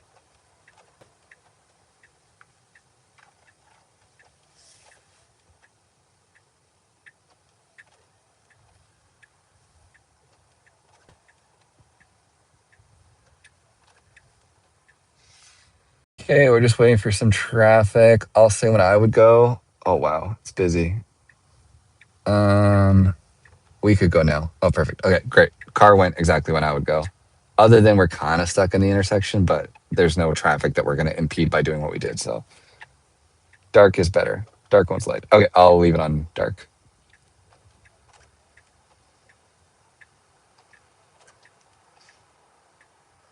So we're going to Landmark Cinema, which is just a movie theater up here.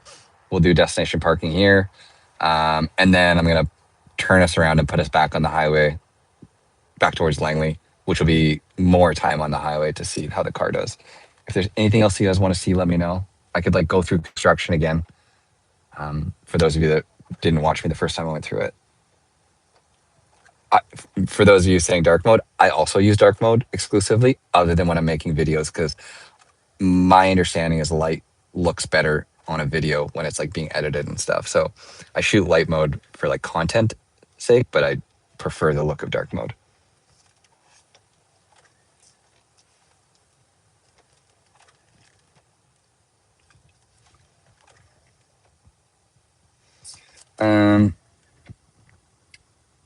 I'd love to see how Mad Max handles being pursued by police.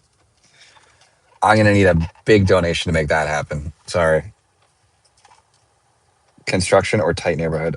Okay. Yeah, Starlink will help a lot. The only thing with Starlink is I think we still would have lost connection there in the parking lot with Starlink because it needs to see the outside world. Okay, we'll park here, and then I'm going to take Fraser Highway back home. So less highway, more construction, and then I'll like tuck us into some neighborhoods along the way as well. So mall, neighborhoods, construction is what's going to happen. When I stop at the mall here, I'll read the chat a little bit more to see what you guys think.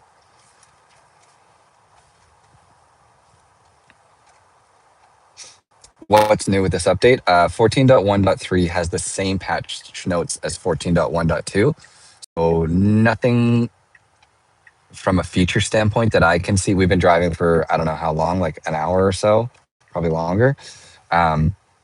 Feels very similar to 14.1.2. Not that that's a bad thing, but it still kind of has the same quirks that 14.1.2 has. School zones, we'll test them, but we already went through a school zone and it failed twice. So still speeds in school zones. Let's start a GoFundMe. Yeah. How does it handle police cars? So it must be in the States, there's way more police activity, but here in Canada, we, I don't know, I see police cars a lot less often.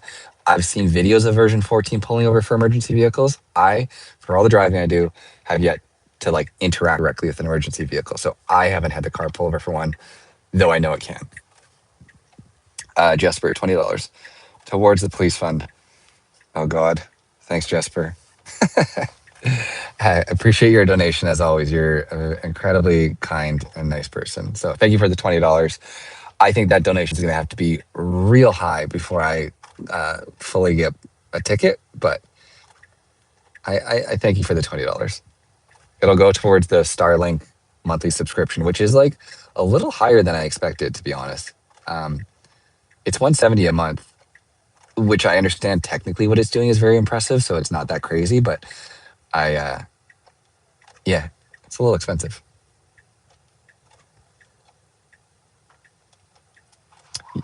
Yeah, it's $170 a month here in Canada. I don't know what it is in America, but to get the Roam Unlimited package, which is the only package that would really work for me, considering I need to roam with it, and otherwise it's 50 gigs, which I would burn through very quickly.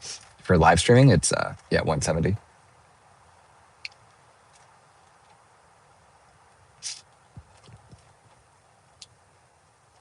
$99 for FSD sub. Yeah, I absolutely use a lot of the money that I get in donations and just from like AdSense towards FSD. Like when I first started this channel, my goal was to like pay for FSD, and now that I've done that, I buy like cameras and stuff for the channel. But it's very cool how much support you guys have all shown the channel. Thank you.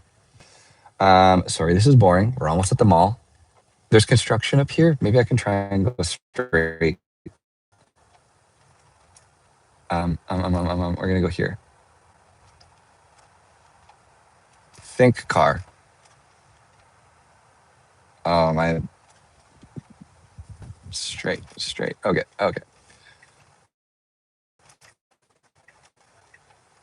Okay, nice job. Slam me on the brakes for kind of no reason. I mean, we slowed down very quickly. I think to enter the construction. It just felt weird. Okay, and we're slowing down for this person. You can see like on the planner, yeah, we're basically stopped. I'm touching the pedal. Unfortunately, still a problem in 14.1.3.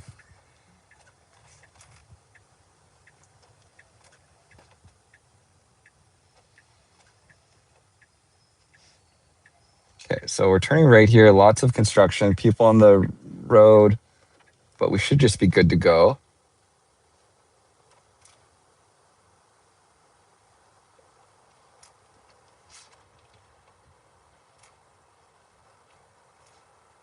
So in this kind of area, FSD does fine because there's no humans on the side of the road. And you'll see like as soon as there's a flag or anything, that's where the car is going to struggle. But it is very impressive that through this kind of stuff, the car is not phased.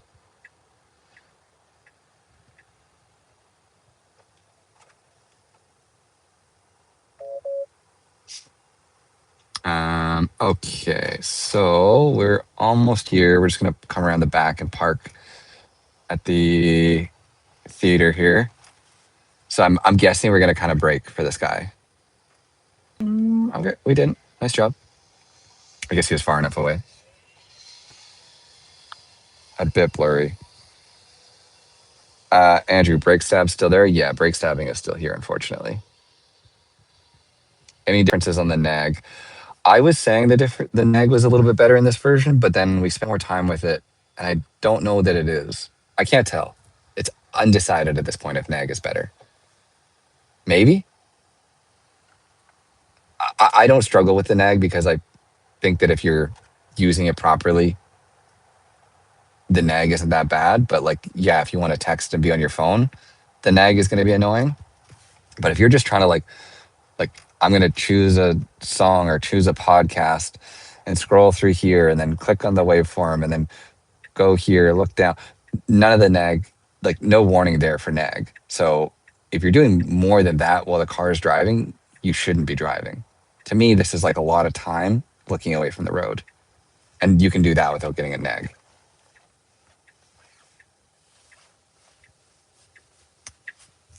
Dignation. Oh yeah, Dignation. Great podcast. I used to listen to these guys like way back in the day. I had like a Dignation hat, I had a Dignation shirt. I huge Kevin Rose and Alex Albrecht fans. And yeah, it's cool that Dig is back. For any other OG nerds, Dignation is great. Jesper, I love that they're back. Okay. I wasn't on an episode of Dignation. A photo of me was on an episode of Dignation, which, like, for 20-year-old me was a huge deal. I was at PAX and I was wearing a Dignation hat, and somebody took a photo and sent it to them. And so then they, on one of the episodes way back in the day, they posted or talked about it.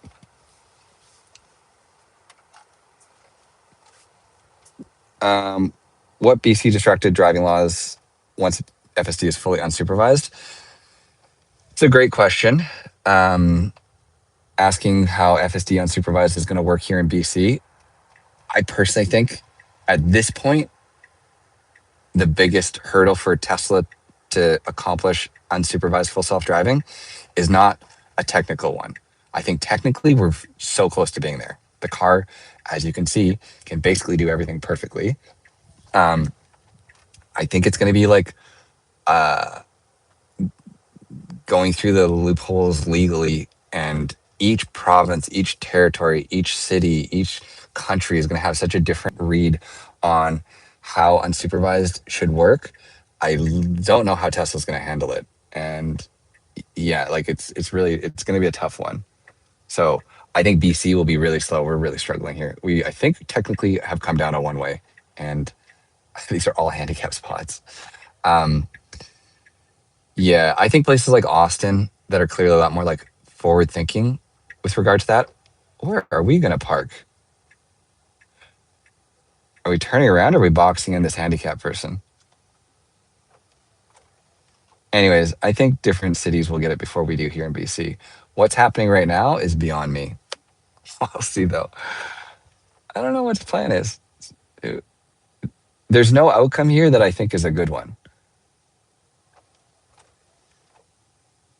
There's no way. If we park here,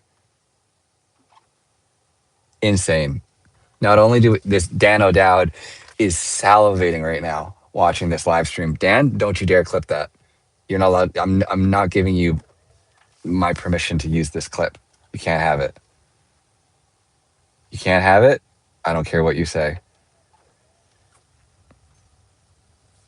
Okay, well, that was a bit of a fail, I would say. Not great. We're going to go here and park on the street. Hopefully not in front of another handicap spot. Clip it. Oh, God. That was weird. We went down a one-way the wrong way and then double parked in a handicap spot and blocked in another car.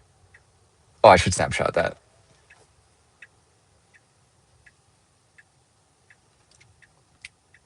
Imagine someone watching me. Yeah, there's definitely times.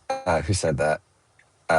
Newbie 5. There's been times where like, because obviously I try to let the car, when it's safe, do whatever it wants. Because like I think a bunch of reasons. I think it's like hilarious to see like its thought process.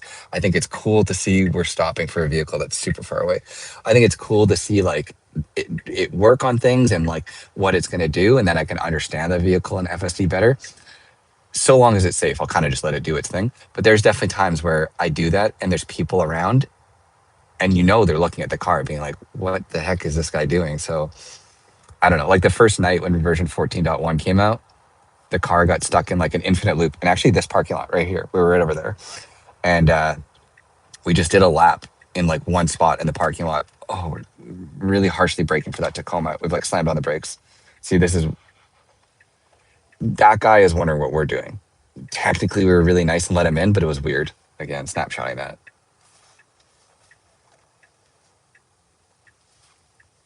Just joined. How's the update? Lars? Is that Lars from Tesla? Love your car. Update's good. Yeah, the update's good. It's version 14.1.2 effectively. I don't think there's much of a difference between 14.1.2 and 14.1.3. The same issues still exist with like brake jittering around pedestrians and cars as we just saw. It's still an incredible piece of software, just still needs a little bit of smoothing out. Benji, still limited to 10 snapshots? I believe so. I believe I can only press this button 10 times. Like I could press this button 50 times, but each time I press it, Tesla, it puts like, I think the reason there's like a limit of 10 is because it's storing it on a hard drive somewhere. I might be way off in what I'm saying, but when I press this button, all my cameras and all my data gets like probably locked into like a little like bin on a hard drive somewhere on a computer. And I get to do that 10 times. So then when I go home and I connect to Wi-Fi, all of that data gets like sent back to Tesla AI.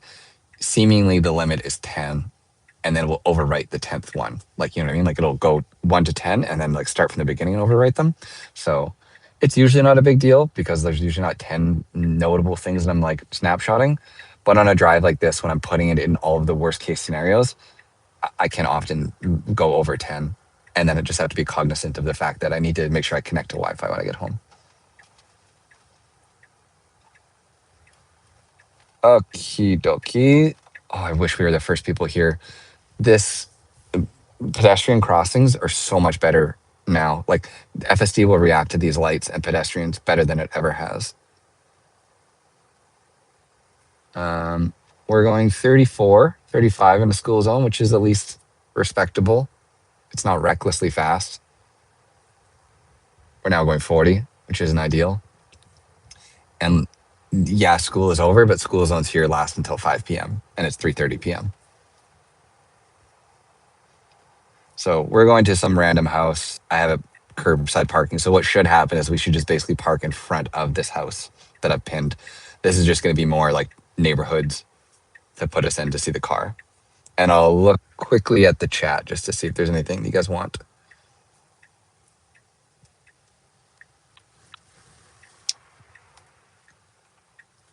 I'm assuming it'll be gone by the time we get there, but like that black bird on the road, FSD will slow down and stop for those. It's again very impressive what it like recognizes and deals with. I think this is, oh yeah, this is a school zone. Nice job getting over for this truck because it's like a tight little single lane road that we're going through right now. Okay, so this is the house on the left somewhere. We're probably going to park right by where this girl is, and it's going to be perfect park job. So really good job here. Again, to get like hypercritical, I think a human would park a little bit closer, but my idea of curbside parking is like you're now getting out of the car. It's not like actually parking you curbside, but yeah. Okay. Lars, happy 5K subscribers. Oh, amazing. We were at 5K. We were just under 5 when I started this. Thank you, everybody that's subscribed. If you haven't subscribed to the channel, please do. If you don't want to, you don't have to. Thank you for the donation. I appreciate it, Lars. I'm just going to quickly look at the chat. I'm not the Tesla, Lars. LOL. Will FSD honk at all? Nick, FSD does not honk. Scrolling down to chill will make it go slower. Yeah, absolutely. Like scrolling down to chill will make it go slower, and scrolling down to sloth will make it go the speed limit. But no speed profile should speed in a school zone. To be fair, the car in front is pulling away. Yeah, I still don't think the car should speed in a school zone. What's new in .3? Nothing from what I've seen. 70 pending installs in Tesla V. Wow, yes, it's definitely going wide. Did you already test the speeding issues in standard? Yeah, Lee, speeding is still a problem in school zones, unfortunately. So I'm going to go, we're going to be in a school zone right here. So I'm going to put us, let's go to the 7-Eleven. Go. And again, for anybody that's new, as soon as you press this button, it like instantly goes, whereas version 13 would have struggled because we're so close to the curb. It's much quicker off the gate now. Good morning from Southeast Asia. I'm assuming that's eaten by SEA, right? I've been down there a couple times. I don't know what specifically part you're from, but I love it down there. Okay, we're in a school zone. Because we started in a school zone, FSD, I don't think understands that because the limit was back there. So it thinks we can go 50. So we're speeding. And in a second here, it's going to see another 30 sign and probably register that. Okay, now it knows that it's 30. But let's see what it does after the speed bump. I'm going to say it's going to go faster than 30. Yeah, 32, 3, 4, 5, 6. So speeding at school zones is still a problem. As people in the comments were saying, like we're slowing down now for the speed bump. Technically, if I didn't want to speed, you can scroll this wheel back to sloth. Sloth only goes the speed limit. Like it's one of the new profiles. So if the speed limit's 30 and you want the car to go 30, great, put it in sloth. The problem with that is FSD quite often doesn't recognize the updated limit. We're still going to be in a school zone when we turn right, but like when you leave a school zone, FSD doesn't know this new speed limit, and so if you're in sloth, the car will continue to drive slow until it like sees another speed limit sign, which is very weird. A human behind you would get incredibly mad at you. So yeah, so that's where it becomes a problem. As much as sloth is a fix for speeding in school zones, no speed profile should speed. $10 donation from Carlos. Not a lot of money, but every little bit helps. Super awesome video. Just subscribe. Congrats to you on this channel. Thank you so much. Nobody needs to give any money, but a $10 donation is still huge. I appreciate everything. So thank you very much for the donation, Carlos. It means a lot to me. And yeah, thank you. The channel has been growing a lot with version 14, and it's cool to have all these new faces here. Okay, we're destination parking at the 7-Eleven. There's a lot of kids around. This is weird. There's like a kid in a scooter, on a scooter in that parking spot. I wonder what it's going to do here, or it's going to nose in.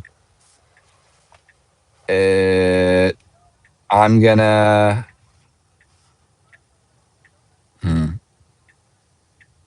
See, I think a person wouldn't park here because this kid's here. And so FSD is being really weird. We should go to a different spot where there isn't all those people. Oh, human.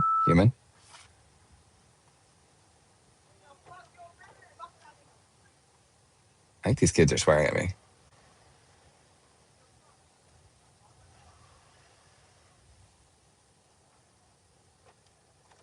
Okay. Interesting. So it bailed out on the like idea of reversing to that spot, as it should have, but it never should have like done that in the first place. Um, and instead we parked here, which worked out. There's just a lot more weird than it needed to be. Interesting. Okay, I'm gonna put us back in like another little like neighborhood. I think these neighborhoods are like a lot more like dynamic content. So let's go here. Here. We'll stop here first.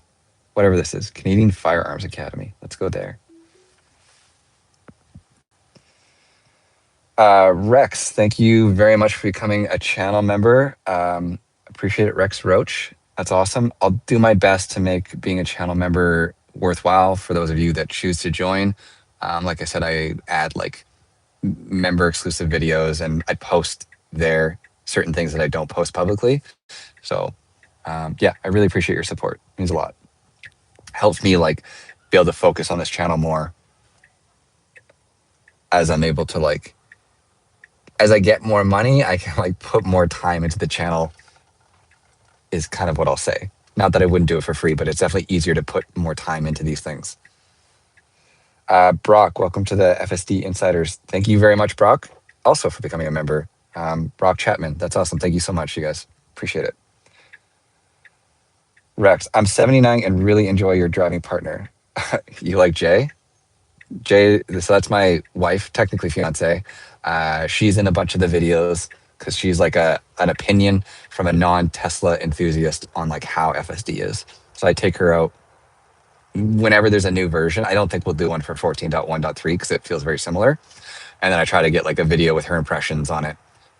If you like to see that, you can check my channel. There's like videos with her. I just did one on 14.1.2. We drove around Costco for 20 minutes and it nearly broke us up, but we made it. It was fun. You can make a Discord for your channel.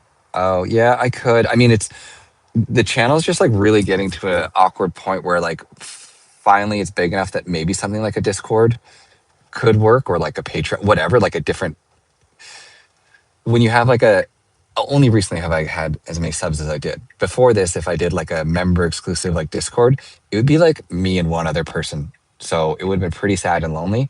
Now that the channel's growing, I'll definitely look into making something like a Discord channel or whatever, or somewhere for people like talk openly. And like I said, I can answer questions more directly to people that have questions that way.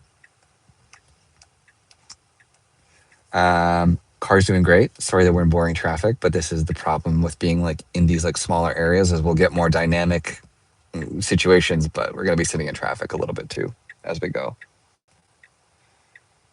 How does FSD handle don't block intersections? So back there was like lines on the road because there's a fire hall. FSD, from what I've seen in version 14, almost never will stop on them. It'll do a really good job waiting before or making sure there's room after, which is great. A very human-like thing and legally the right thing to do. So we are going to, it's listed as a business, but it's just somebody's house. So when we go here, we'll do one more curbside park. And then from there, where could we go? Where could we go? Oh, we'll go down to the hospital after, because that'll put us in a busy area. Maybe we'll see an ambulance, and then I'll take Fraser Highway, which is going to have a lot of construction, back towards Langley. Cable Guy is asking if I have Tron mode. This version does not have Tron or Grok. So in Canada, we don't have Grok yet. So if I hold this button down, it's still just the standard like voice control. And then in the toy box, Tron mode is not here. So no Tron mode, no Grok yet. Okay. So again, although there's problems in 14.1.3, we've been driving around for a couple hours now, and like the car is doing a really, really, really good job. Other than the weird, like little funny, quirky issues where we like double parked in a handicap spot and things like that.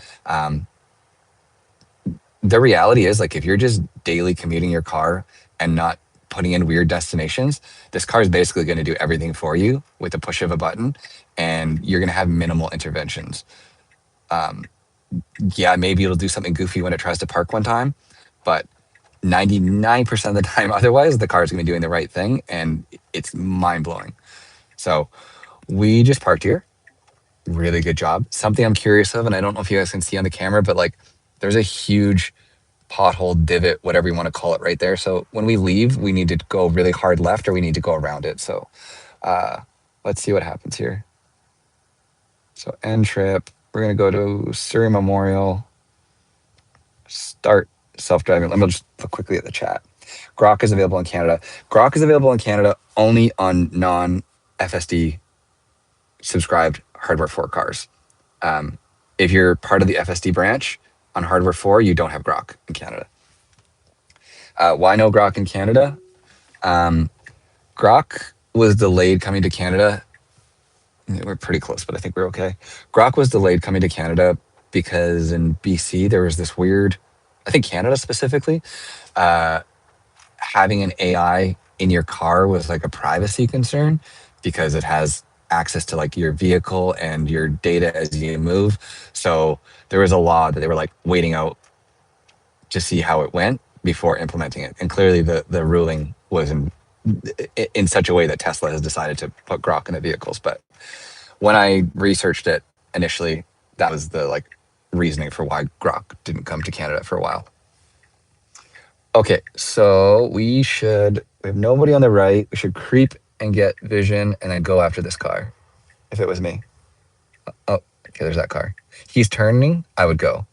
But we don't really respond to turn signals. Okay. What might happen here? No, not quite. So because we've nosed up quite a bit to get vision, I've seen situations where the car will like go forward a bunch to get vision. I could almost force it to happen, but I won't. And then if we're too stuck out, we'll go now. If we're too stuck out on the road, the car will reverse and put itself back, which is really cool. It's a very like interesting human-like decision to be, because there's just sometimes where like the cars are like parked on the road and you have to come really far forward to see. So in order to do that, you end up like sticking yourself out too far into the road that if there is a car coming, it's like, yeah, I need to back up. Otherwise I'm unsafe. And FSD will do that in version 14, which is really neat. Okay, we are heading to the hospital. We will park there and then we're going to drive down Fraser Highway and see a bunch of construction. Until then, see how the car does. Tiny, tiny micro break there for that girl standing on the side of the road. Again, like FSD's great is humans standing on the side of the road for whatever reason.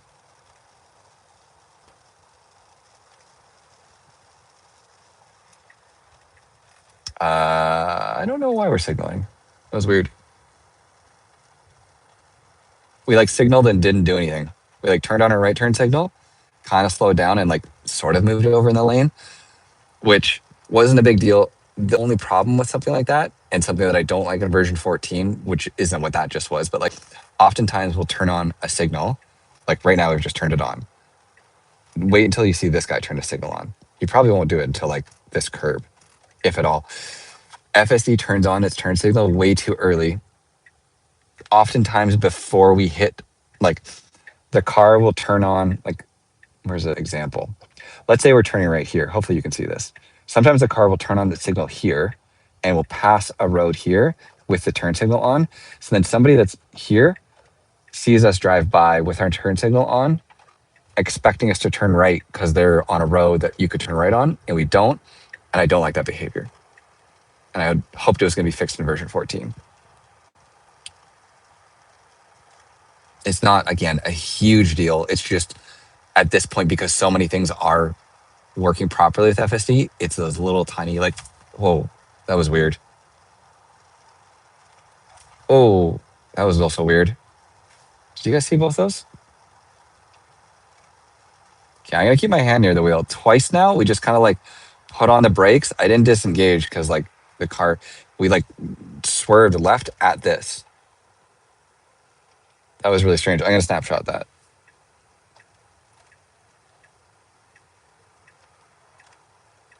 It was minor enough that you guys might not have seen that. The car 100% like did this for no reason into that towards that middle raised median there.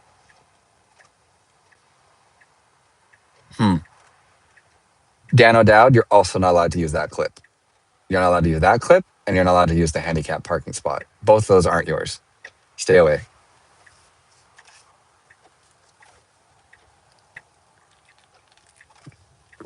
Sam, seems like it's gotten worse.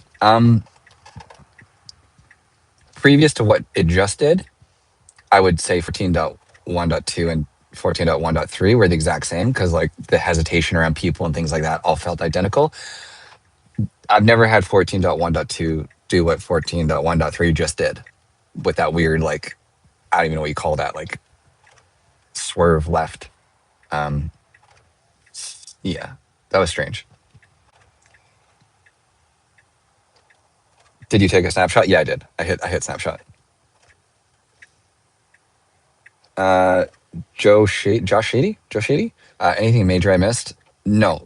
This version feels very similar to 14.1.2. Very good. Nothing revolutionary. The big thing to note, I guess, would be that a lot more people are now getting this version. So people in the comments are saying, I think like 70 installs or something. Like this version of FSD has gone semi-public, like mini wide, whatever you want to call it. So that's, I guess, the only like big notable change. Potholes. There just are no potholes in BC. I don't know. I don't know why we just don't have them the same as the rest of the world seems to. Like sometimes there's potholes, but 99% of my drive, there's no notable potholes, unfortunately. So if I see any, I'll try to put the car in front of them. But I don't know, this whole drive you guys have been watching, it's not like the car has ran into a pothole that it's not avoided. There just is no potholes. Lots of construction, lots going on here. So good job by the car handling this. Fraser Highway is just closed. Wow, crazy. Okay.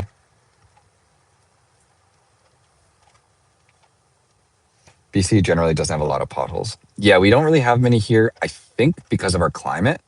I think potholes are, I would attribute them more to like places that freeze and thaw quite a bit, but then there's lots of places in the States where there's potholes. I think that's just bad road maintenance. So for whatever reason, we have great roads here.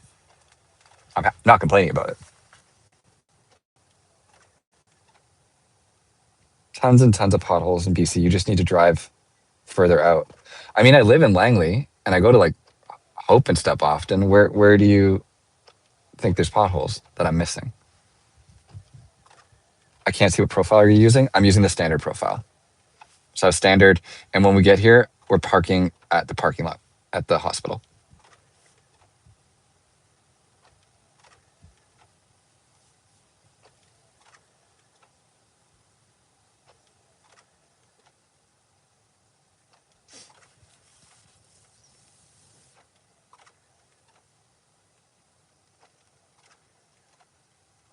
What are the main problems you see in the current state? Rob is asking.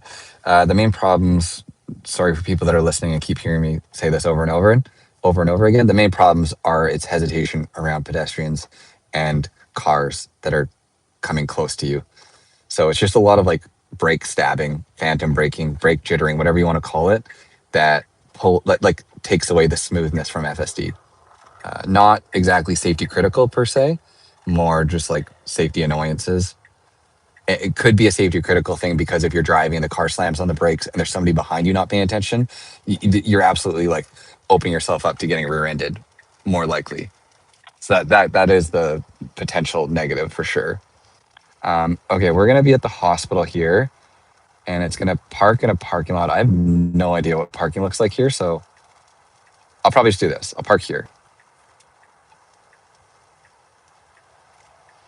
We should go left here. The nav is saying it wants to go straight, but left is where the parking lot is. So I just updated it, so that's probably why it's confused. We should go. See, that hesitation jittering is what I don't like. where it needs to decide one way or the other. It needs to not make me think that it doesn't know what it's doing, because it feels very weird when the car's like half going into the intersection, and as soon as the wheel is doing this quickly, it's unnerving. Huh? I'm trying to park here. I wanted to park in this parking lot. There we go.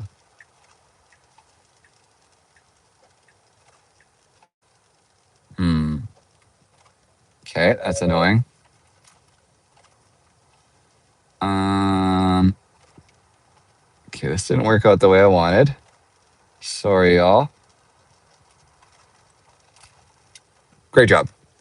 We pretty abruptly broke, whatever you want to say, for this woman standing on the side of the road. She's not crossing at a crosswalk, but in a situation like this, I don't hate that.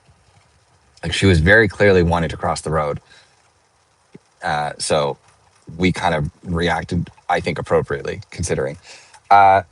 Tesla Drive Watch. Holy, watch YouTube while you drive.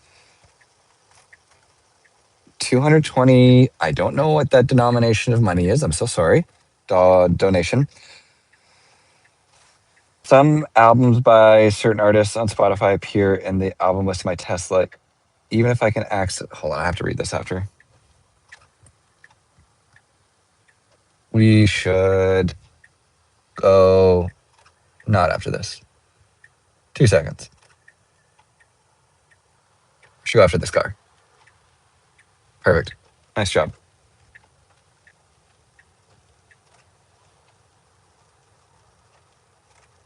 Okay, so we're just circling around to park at the parkade. Nothing really crazy here. I just want to show parking in a parking lot again one more time. And then we'll pop off onto Fraser Highway and see a bit of construction.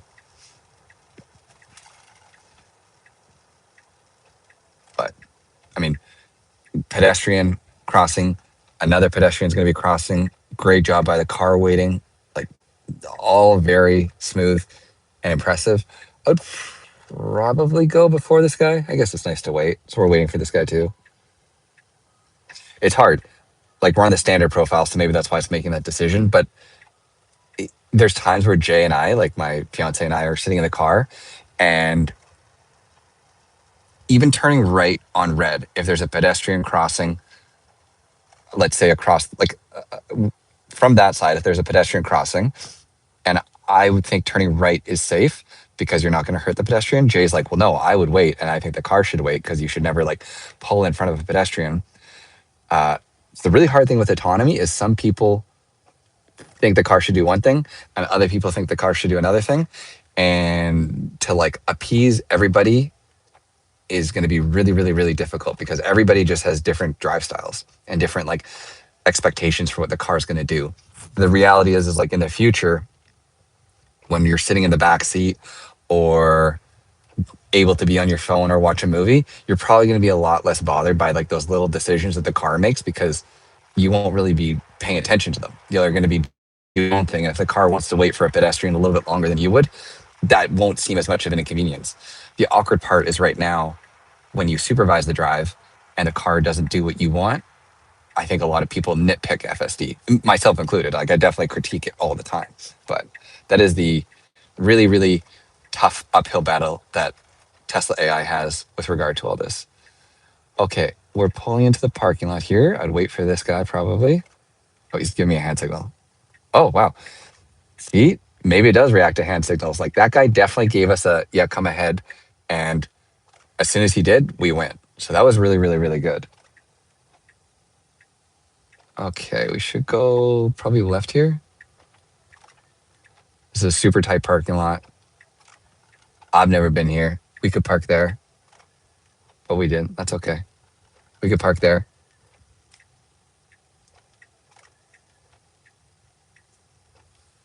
I think we're gonna back into that spot. Yeah, we'll see how this goes. I can tell you this is gonna be a two point backup, maybe even 3 because of that Nissan.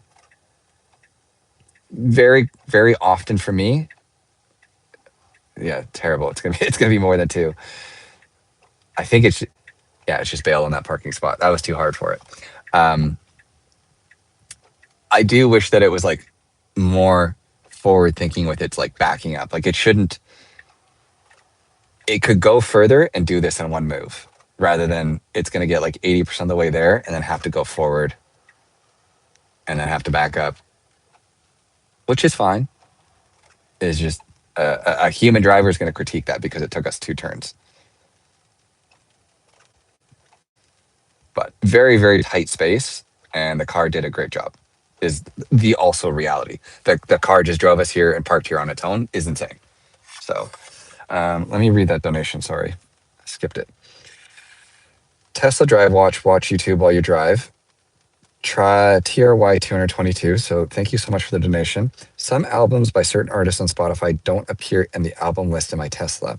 Even if I can access a song and go to the album from example, Megadeth, Rust in Peace, how can I report this issue? Yeah, what Jesper said might be why. Explicit. I don't know. I don't know how you report that problem. Actually, that's a lie. Tesla recently implemented, and I don't know the link to it, but there is a website where you can give feedback now. And I think you can give feedback on something like that. Like they want to know issues with like mapping and anything like that, and you're able to like send in all the details. And I don't know something like that would qualify, but if someone could link it in the chat. Okay. Do you have a timeline on when you think we'll see unsupervised? I don't know. I think it's going to vary depending on where you live. Okay. Nice orange Model S. Yeah, very nice car. Okay, I'm going to get going. How many disengagements have you had so far in version 14? Go do a collab with Linus Tech Tip. Okay, I'll talk about that. I'll talk about Linus Tech Tip. Maybe he'll hear me. So we're going to go end trip. We're going to take Fraser Highway. Is this Fraser Highway? It is, right? And stop at Denny's. Start. Oh, it doesn't even want me to go on Fraser Highway. Too bad. Start.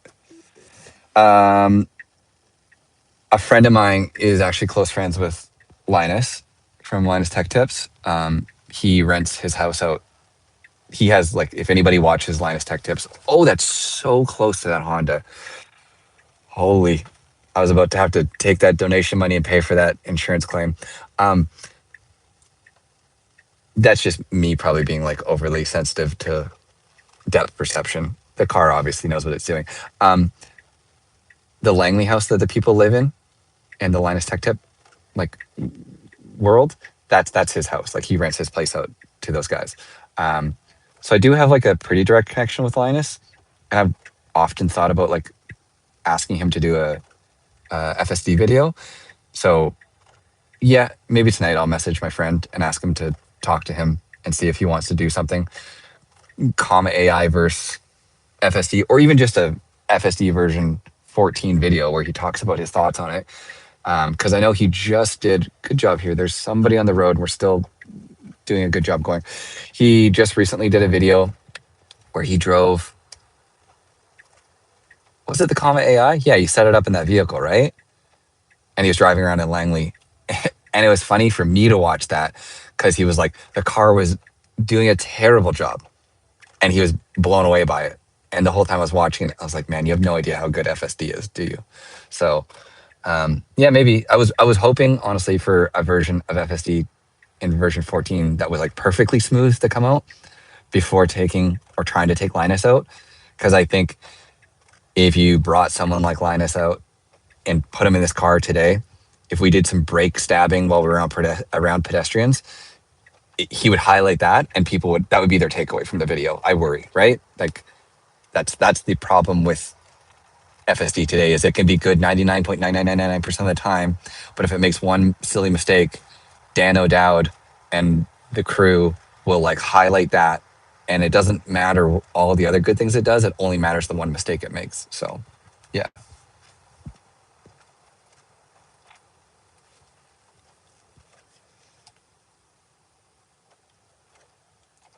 Linus hates Tesla and Elon. Yeah, I also half wondered if that was the case, if he was perhaps a little biased. I don't think anybody gives Comma AI a good review in the world of FSD if they don't have like a slight dislike of Elon. There's no way you could drive around as a tech creator and think that Comma AI is like peak self-driving. King Wolf, $2 donation. Oh, and no comment. So King Wolf, thank you very much for the donation. I really appreciate it. Thank you. That's great. It paid for the coffee. I had to buy a coffee earlier to test drive through. We're also quite near the hospital, so like maybe we'll get an ambulance. There's one in front of us, but like we'll maybe see an ambulance with the lights on. Would be kind of nice.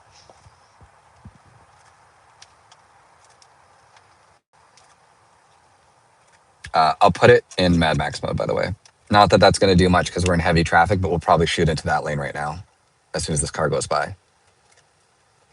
Never mind. We didn't. I lied.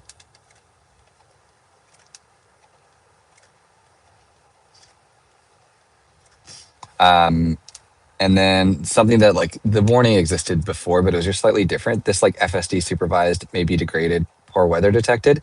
It just sits here in a slightly different way. Oh, that's where I want to go. Whoops. Shit.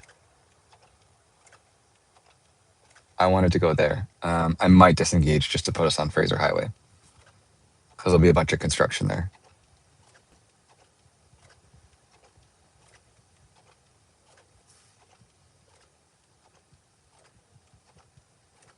I don't think we'll get a chance to. Oh, maybe.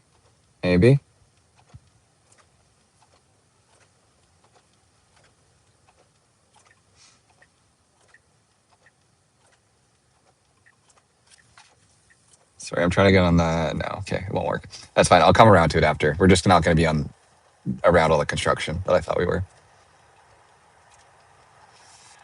Okay, so Mad Max, you can see we're driving very fast. Like we're up to speed quickly, passing the other vehicle that was at the light with us.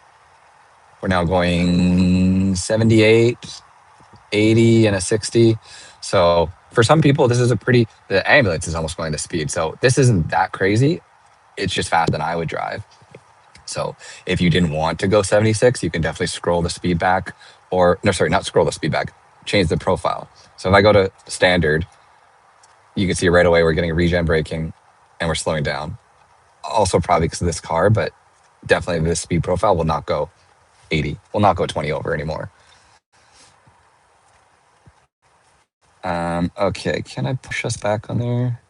Let's go here, here, here. Why? Oh God, that's a lot of red. Okay. I'm trying my best to make this like interesting, but sitting in traffic obviously isn't the most dynamic. We'll just keep it where we were.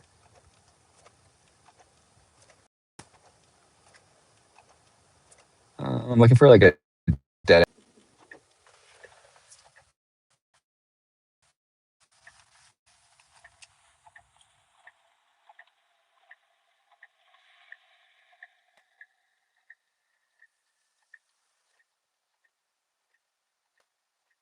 I think we're back. Maybe.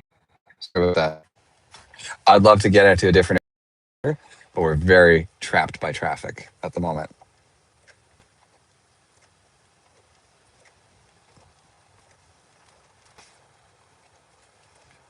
Okay, I'm actually gonna get rid of this, do this. Okay. Is there anything you guys want to see right now while I'm driving? Fam P. I'm watching this on the bus and the person over next to me keeps looking. Shout out to the person on the bus. Quit looking at Fam's phone. Just watch on your own phone and subscribe. Random bus guy or girl. Painless. You got to get yourself Starlink. Starlink comes tomorrow. I literally ordered it online, and it shows up tomorrow. So I'll do a Starlink stream after I get it. So yeah, I'm excited to get it so that these streams are better.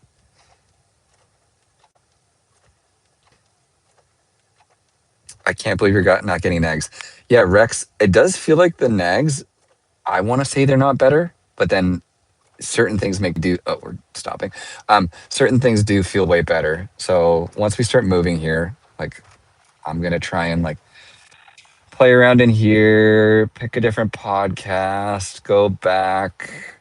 Like I'm looking at the road from my peripherals, but as far as the car is concerned, I'm definitely not looking at the road.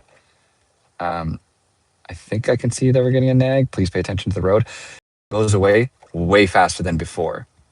Like my eye like looked up at the road for half of a second, and that pay attention to the road disappeared. So it's hard. We're going really slow, which I do think affects the nag as well. So maybe that's why it's better. But it does feel like the nag has gotten substantially better. I could be way wrong though. Here I can read the chat since we're stopped in traffic.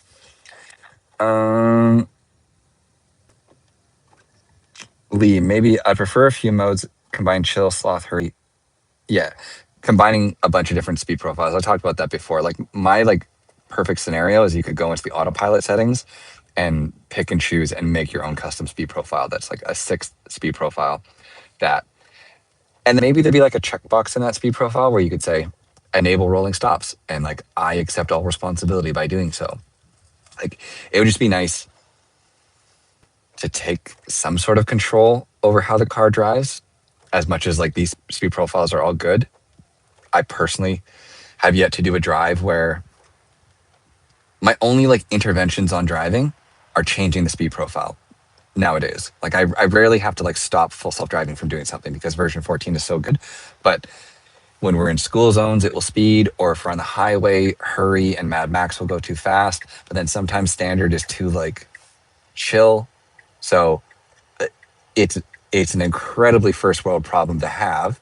But my issue with version 14 nowadays is that I do have to like toggle actively between the profiles to get the car to do what I want. It would be nice to be able to customize that. Bob Jordan just subscribed. Glad to support your work. Thank you so much, Bob. I appreciate it. And thank you to anybody else that has subscribed as well. I appreciate it. This channel, I'll try and do my best to have like the most updated FSD version 14 content.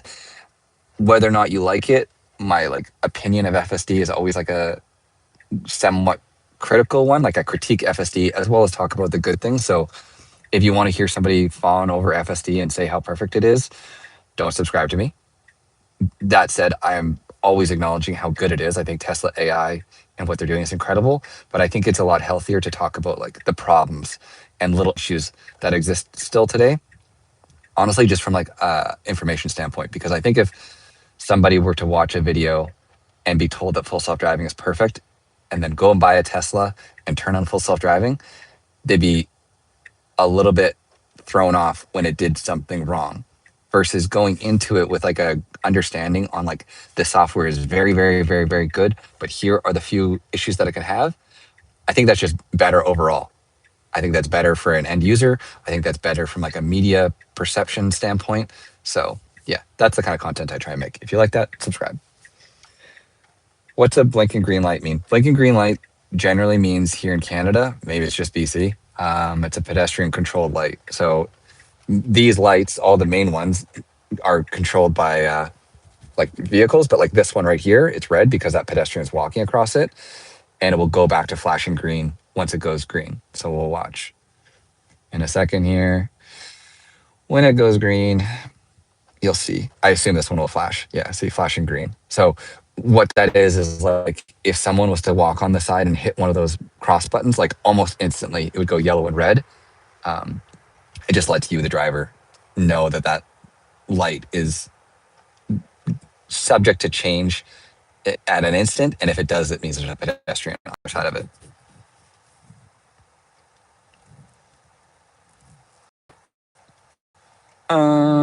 Okay. Sorry that we've been stuck in so much traffic here. I'm trying to get us into like an interesting area.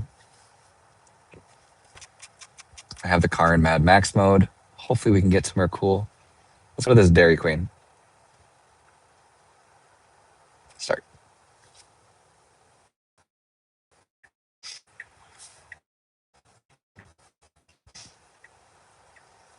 And yeah, so version 14.1.3 for me, for anybody that's just, that was stupid.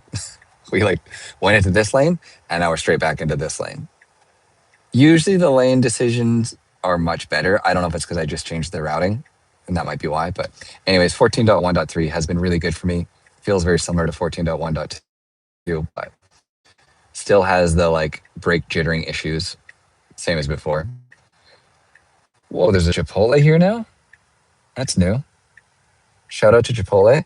And they're very loud burrito wrappers. Anybody who watches the channel, I apologize for what happened in the other video. I will never get a Chipotle burrito on channel ever again. I'm so so sorry for that. Okay, we're gonna park here. This couldn't be. This is easy mode for the car. Not a single other car in this parking lot. Poor Dairy Queen, really not doing so hot. We're gonna pull in park. It looks like. For those of you just joining, I have a 2024 Model 3 with no front bumper camera, and a car will still pull in park, which is great. Okay, so let's end this trip. Let's go to this sushi place, Fresh Street.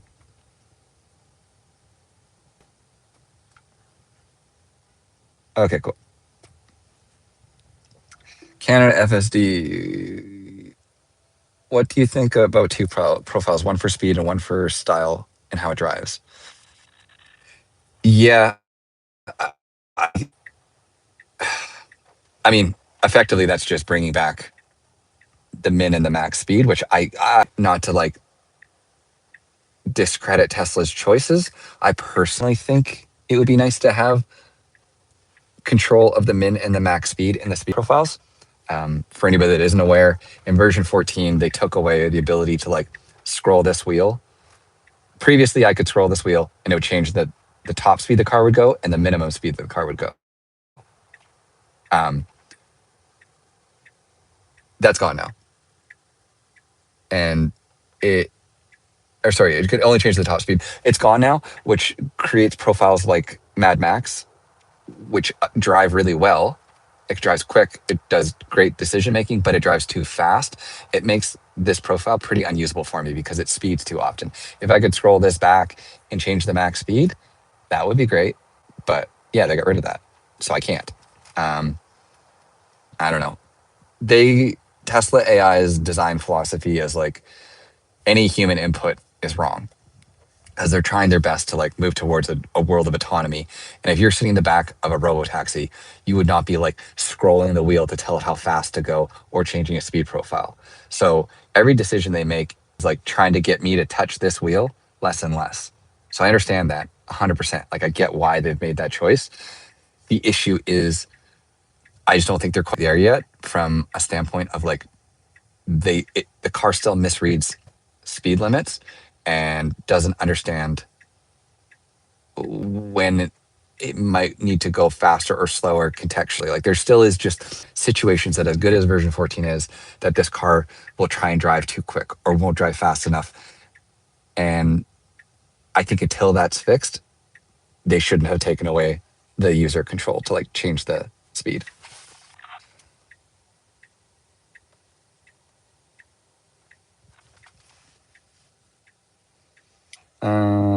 Transport Canada requires human oversight.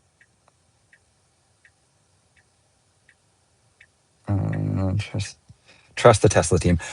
Yeah, I mean, I trust Tesla AI. Obviously, I'm just giving my feedback, and I guarantee you, as more people get version 14, then you're going to hear similar feedback. Like, I think version 14 is great. Don't think that I don't. I'm just giving you my feedback in that there are definitely times when the car is not going a speed that you want, and it's a little bit frustrating. So, yeah, that's why I say that.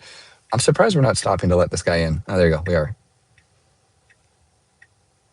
So again, a polite move by FSD to let this person in. Something I would have done, and I was surprised we weren't, and then we did. So great to see that. Do you think version 14 will be unsupervised, or will it be version 15 or even 16? I think saying what version is going to be unsupervised is kind of a weird question. In a lot of ways, version 14 could be unsupervised. And for anybody that's heard my spiel on this, I apologize, but I think unsupervised will happen in a very like incremental approach. I think in a situation like this, when there's a bunch of construction and things going on, I don't think that version of unsupervised will exist right away. But if you're on like a rural road that's like 2 lanes and it's quiet, or you're on a highway and there's not a ton of traffic, I think the car could like click into unsupervised mode, and then you could use your phone, you could watch whatever on the screen. And then if you came into a situation like this where there was a lot more construction or dynamic things going on, then the car might chime at you and say, hey, you got to pay more attention to the road. Like, put your phone down. I'll still drive for you, is what the car will say, but you got to supervise now because something could happen that the car might not be able to handle. It's kind of like how I think unsupervised will go. It's basically going to be like FSD unsupervised 0.5. So not fully unsupervised. I don't get to fall asleep in the back seat, but I think there'll be a lot of times on simple roads where you get to get your time back. I don't know if you'll be able to have like a laptop on your lap. Like you might just get, like I said, a phone in your hand or this screen to use a little bit, and then it would just like slide it away and tell you to pay attention if something came up. So yeah. But do I think version 14 could do that? Yeah, I think version 14 is capable of unsupervised full self-driving. Version 14 is incredibly good. Like, we've driven around all day today and really truly not made any safety critical issues. And the places that I'm putting it are as like awkward as you can. Like, we're going through construction and parking in weird places and going like, this is not a normal person's daily commute. And the car's doing a great job. Dursterber, you're describing level 3.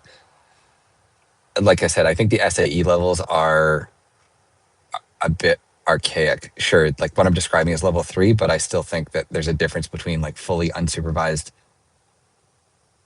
in all situations and fully unsupervised in like certain situations. That's like Mercedes has that or whatever, where you can drive on the highway, and if it's sunny and you have a lead car and it's 80 kilometers an hour, you can technically look away from the road. And then if something happens, you have to look back at the road. I think Tesla's going to do that, but I think they're going to do a better job of it.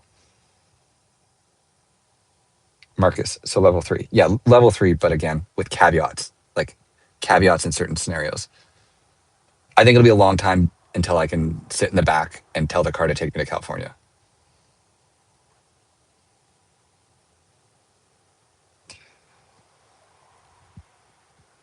Sorry, I can't. I'll read the chat when we like stop in a second here. We're just gonna pull into a parking lot. For now, the car's doing a good job. We're gonna hit a bunch of construction again because we're coming back the other way through the construction zone that we came this way in. So I know it's not like riveting content because we're not driving fast, but it'll show you where the car currently struggles, which is around people on the side of the road.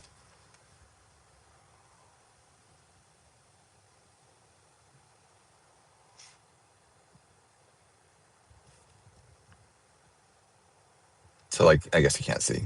Never mind. Devin, can FSD version 14.1.2 handle a 4-hour drive Toronto to Quebec City with 0 interventions? Yes.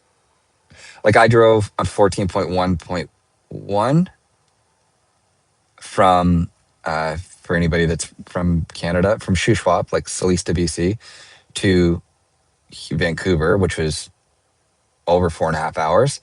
And there was 1 intervention. So the car drove for like 4.5, almost 5 hours, whatever it was.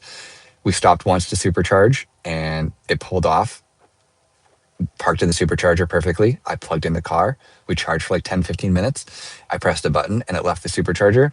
The only time I had to take over was, and it's an issue that version 13 had, and I was hoping version 14 was going to have fixed it. But when you're on the highway and there's 2 lanes, right? So like that lane, there was a semi in the right lane, and the right lane was ending. And we were basically like matching the speed of the semi. And the semi didn't signal and waited until the very end of the merge lane to pull over to come in. Any human driver would have saw the like lane ending signs and slowed down. FSD didn't do that. So we were basically like sitting in the semi's blind spot.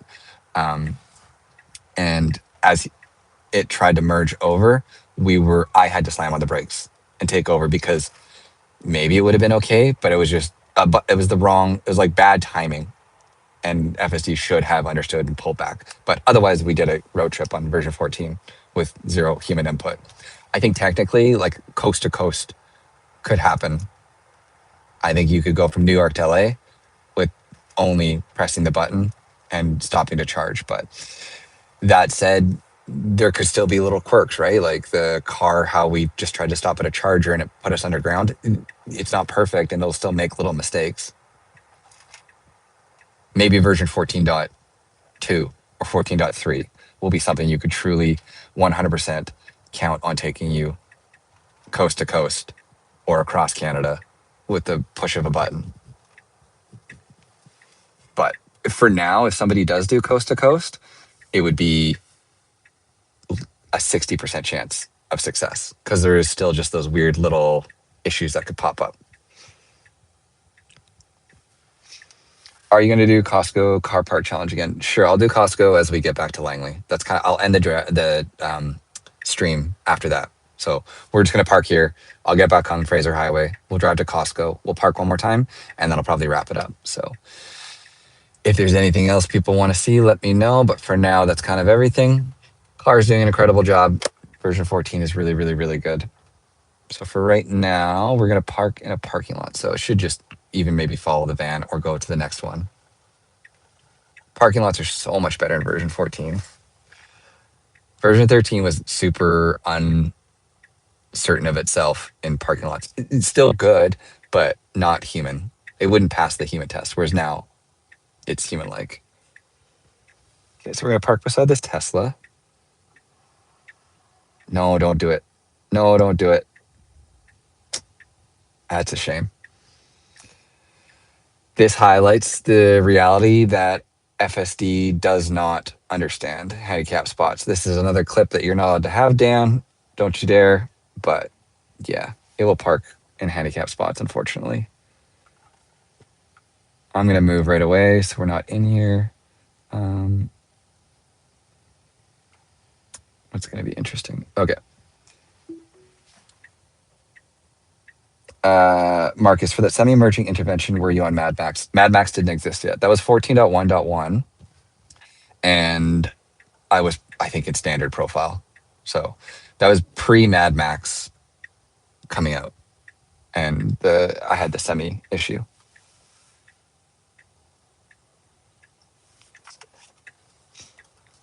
Summon on V14 different. No, Summon doesn't work on, Summon doesn't work. Summon hasn't changed on version 14 so far from what I've seen. The other thing that's worth noting is here in BC, ICBC, which is our insurance company that everybody here uses, as well as the government of BC, has pretty much declared using Smart Summon, like very specifically Smart Summon, is illegal because they consider it like autonomous driving. We should stop for her. Nice job. So you could use Smart Summon here. Like it's not like it's geo blocked, but I don't, because if anything happened, you have all liability is on me. So you wouldn't be insured if the car scratched itself or somebody else. It would just be very frustrating. Why didn't you report handicap? Yeah, sorry, I guess I should have had him. I think they know. I mean, I report more the issues that FSD has when it tries to do something that's uncomfortable. I'm almost certain Tesla AI knows that the car doesn't understand handicap spots. But with that said, next time I'll snapshot it. My apologies. Did it just stop for the pedestrian crossing? Yep. FSD, to a fault, almost is incredibly polite for pedestrians. It will always stop for a pedestrian now. Way, way, way better than version 13 ever did. It's really, really, really, really, really good at pedestrian handling now. But the asterisk that comes with that is full self-driving will hesitate around pedestrians more than it should. So in a situation where a person's just walking near the road or sort of near a crosswalk, but wouldn't actually cross, the car will stop for them in a way that version 13 didn't, but also in a way that a human wouldn't, which then feels unnatural.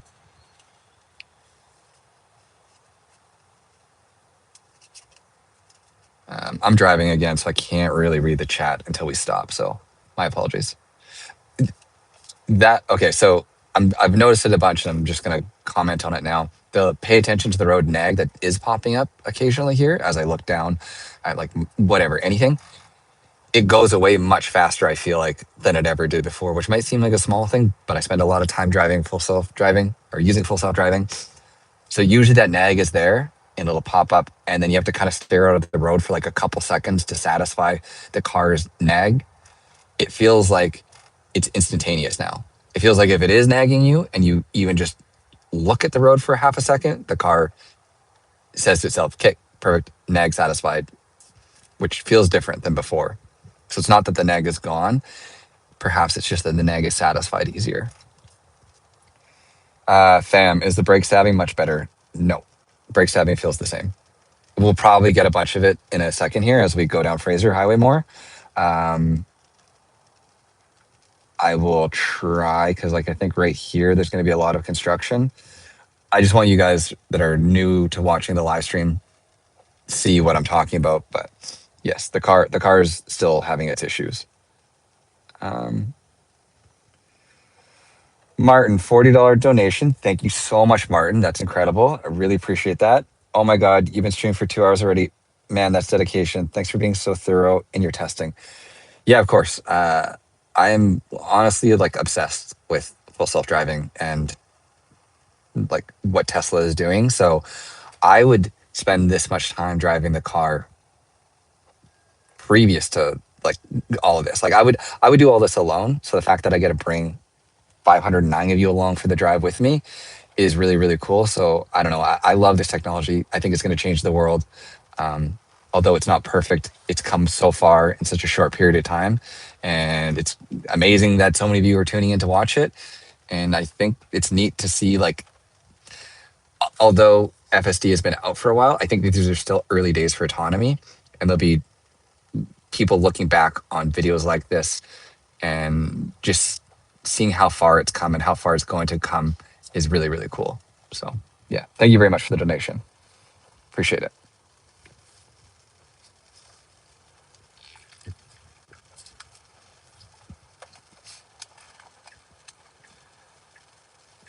Okay, I'm hoping we get away from this bus because the bus is really slowing things down. Mad Max isn't able to stretch its legs. With that said, this Ultima is actually going slower than the bus now. So never mind. Okay, I just have to force us to go here.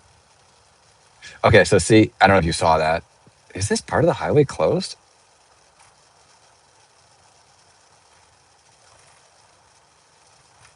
Edit. There. I'm trying to like get us to go here. Okay, I will say I'm spending a lot of time looking at the screen to try and like force the car to do Fraser Highway, and it's really not nagging me that much. So it does feel okay. Fraser Highway must be closed, or it's just gridlock because it's not wanting me to go straight. All right, sorry, I can't do Fraser. I can't show you more construction. We'll go that way, sure. Fraser Highway is nuts. Yeah, Fraser Highway is very crazy. Like we came through Fraser Highway this way, and the car handled it really well. Other than when there was like a flagger on the side of the road, which is why I was wanting to go through this area. If we can go straight, I'm going to disengage. But it feels like the road's closed, so I don't know.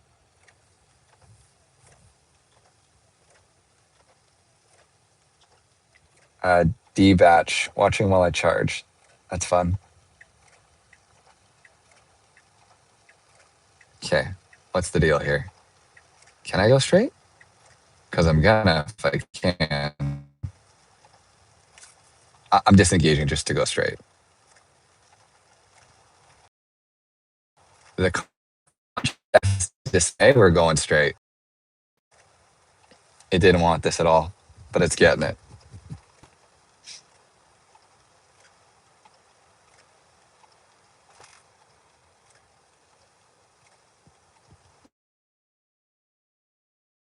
Hopefully the bus pulls over and we can go around it.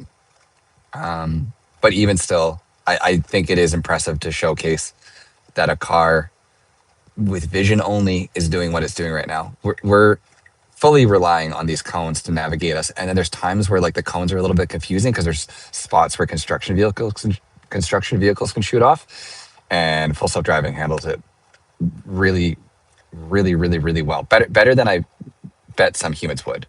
Like I think if you stuck an 85-year-old that isn't great at driving on Fraser Highway, they would be worse than full self driving is. And I don't know. I think that'll be a cool thing. I think there's gonna be a lot of people that as you get older, you don't want to lose your independence. So like my grandpa, even I mentioned it, I think last time on the stream, my grandpa's like 88, 90 something. He shouldn't have his license, and he does. And that's because he doesn't want to give up his freedom. Because if he loses his license, he can't go to the store and he can't pick up, like, go see his friends, whatever. Because it probably does get pretty scary to imagine, like, losing your ability to just like freely travel. Once full self driving exists for everybody, somebody that is older, is handicapped, will never have to worry about losing their freedom because their car can take them everywhere. And I don't know, like I know taxis exist and I know Uber exists, but there's still just a lot of stubborn people that don't want to give up their license. And full self driving will help with that so much. So it's a very cool like glimpse into the future. I don't know when that's going to happen, but yeah, like if you're an old person that isn't really confident of driving, I think FSD would drive better than you.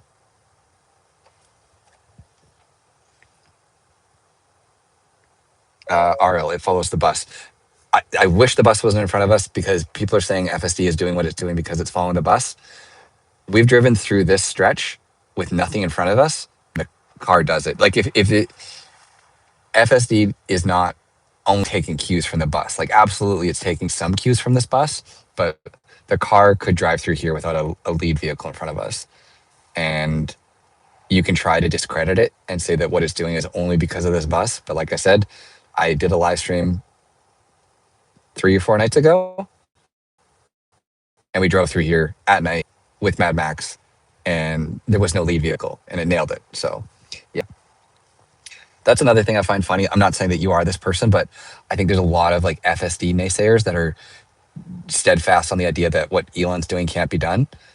And every single day that FSD gets better, I look back to see what those people are saying because I feel like they're trying to constantly move the goalpost in terms of what the new problems are and why this is impossible.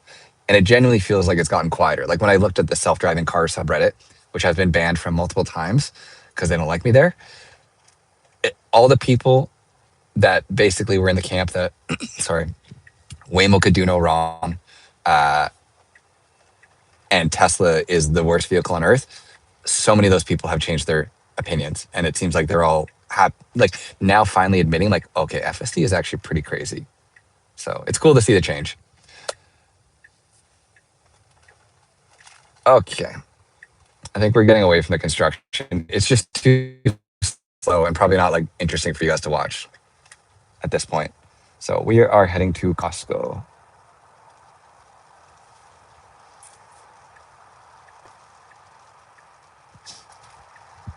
Again, I looked down at the screen for half a second. I got the nag.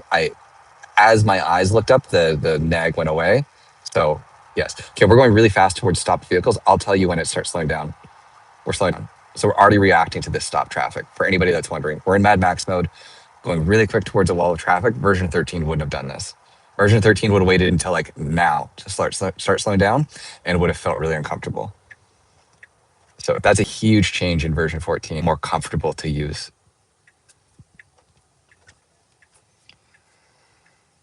Tesla is the most advanced car available to the public. Yeah, absolutely. There are certain things that I've seen coming out of China. Like I think Kyle from Out of Spec went and tested a bunch. I think it was BYD.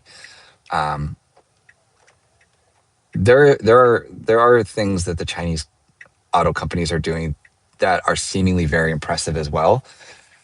I don't know because it's so like the information that comes out of China seems weirdly filtered, so I don't know what to believe and what not to. But Kyle went and kind of admitted that some of what's happening there is better than FSD.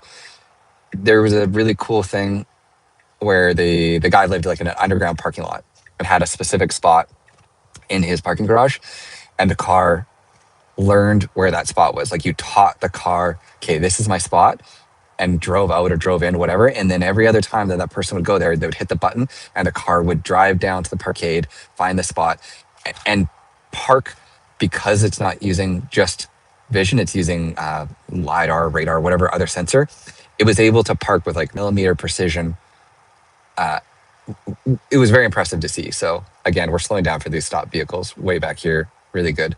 So not discrediting Tesla for doing all vision, but seeing something like that and seeing how well it parked in a, it was like this close to the pole at certain points. Whereas I think FSD in certain scenarios can't get that close that confidently to things. I don't know. Not trying to rip it apart, but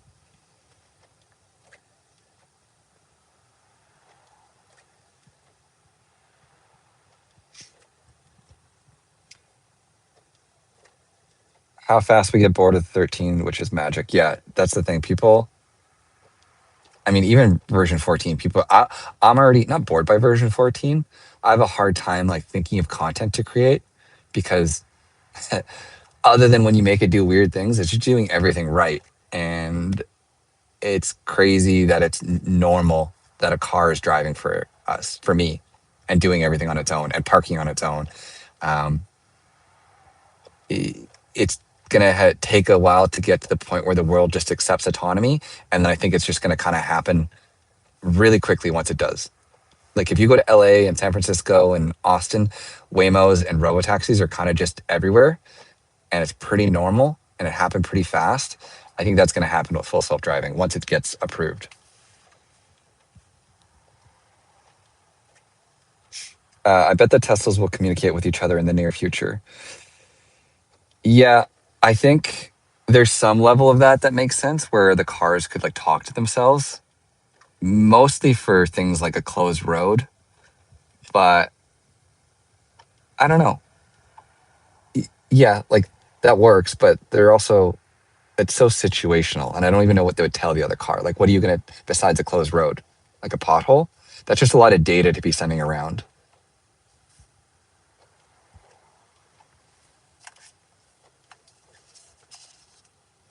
Tesla Juniper made it to a live. Yeah, you did. Except I'm 17 minutes away from the Costco. I'm gonna park and then shortly after probably end the live. But welcome to the live, Tesla Juniper.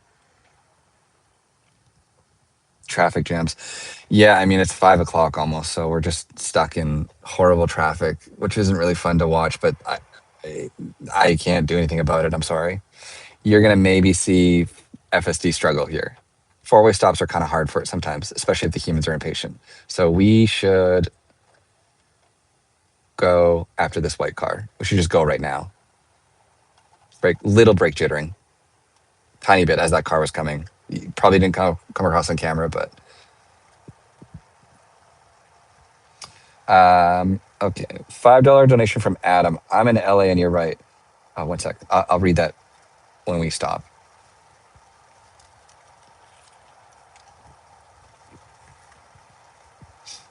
For those of you wondering, we're in Mad Max mode, so that's why we're getting up to speed really quickly, which I don't mind. It feels very human to drive this quick in situations like this. But Mad Max will still respect a really good follow distance, which I appreciate.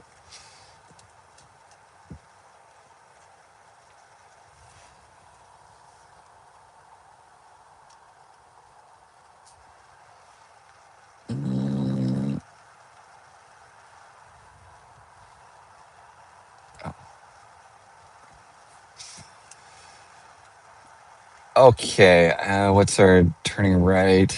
Nothing really to talk about. What can I say? What can I say? Any questions that I can kind of answer? I've been talking about FSD for like 2 hours, so I'm kind of running out of content to talk to you guys about. Sorry. And we're on a boring road at the moment. For those of you just joining, I'll give my impressions on version 14.1.3 so far. This is after 2 hours of driving, going through a bunch of construction, parking it in weird places, things like that. I will say 14.1.3 and 14.1.2 feel basically identical in every single way. There's still some brake stabbing around pedestrians and cars, which unfortunately is not fixed. Overall, feels like a very good version, and it appears to have gone wide-ish. There's a bunch of people in the chat with it, so seems like they're rolling it out to more people. And yeah, okay, I can read now because we're stopped. I'm okay. Adam, $5 donation. I'm in LA, and you're right. It has learned my street, which is odd. I think from me because I've always reported it. Oh, interesting. What's it learned on your street? Like, what's it doing differently?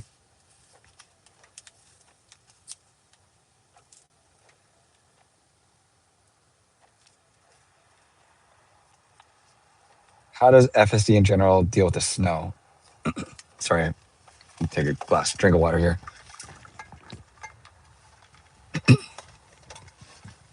FSD version 13 at least didn't understand snow. Version 14 might do a much better job with that.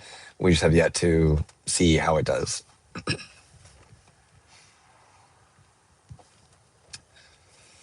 Holy, this is boring. Okay, I'm gonna put us over here. And we'll get off this road.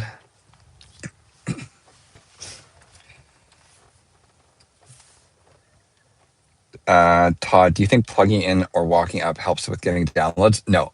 For anybody like hoping to get version 14 right now, this is just me giving my opinion on how it works.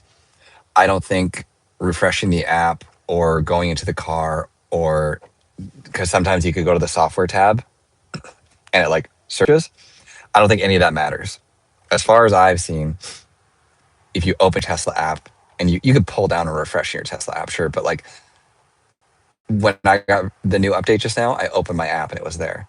So just your apps.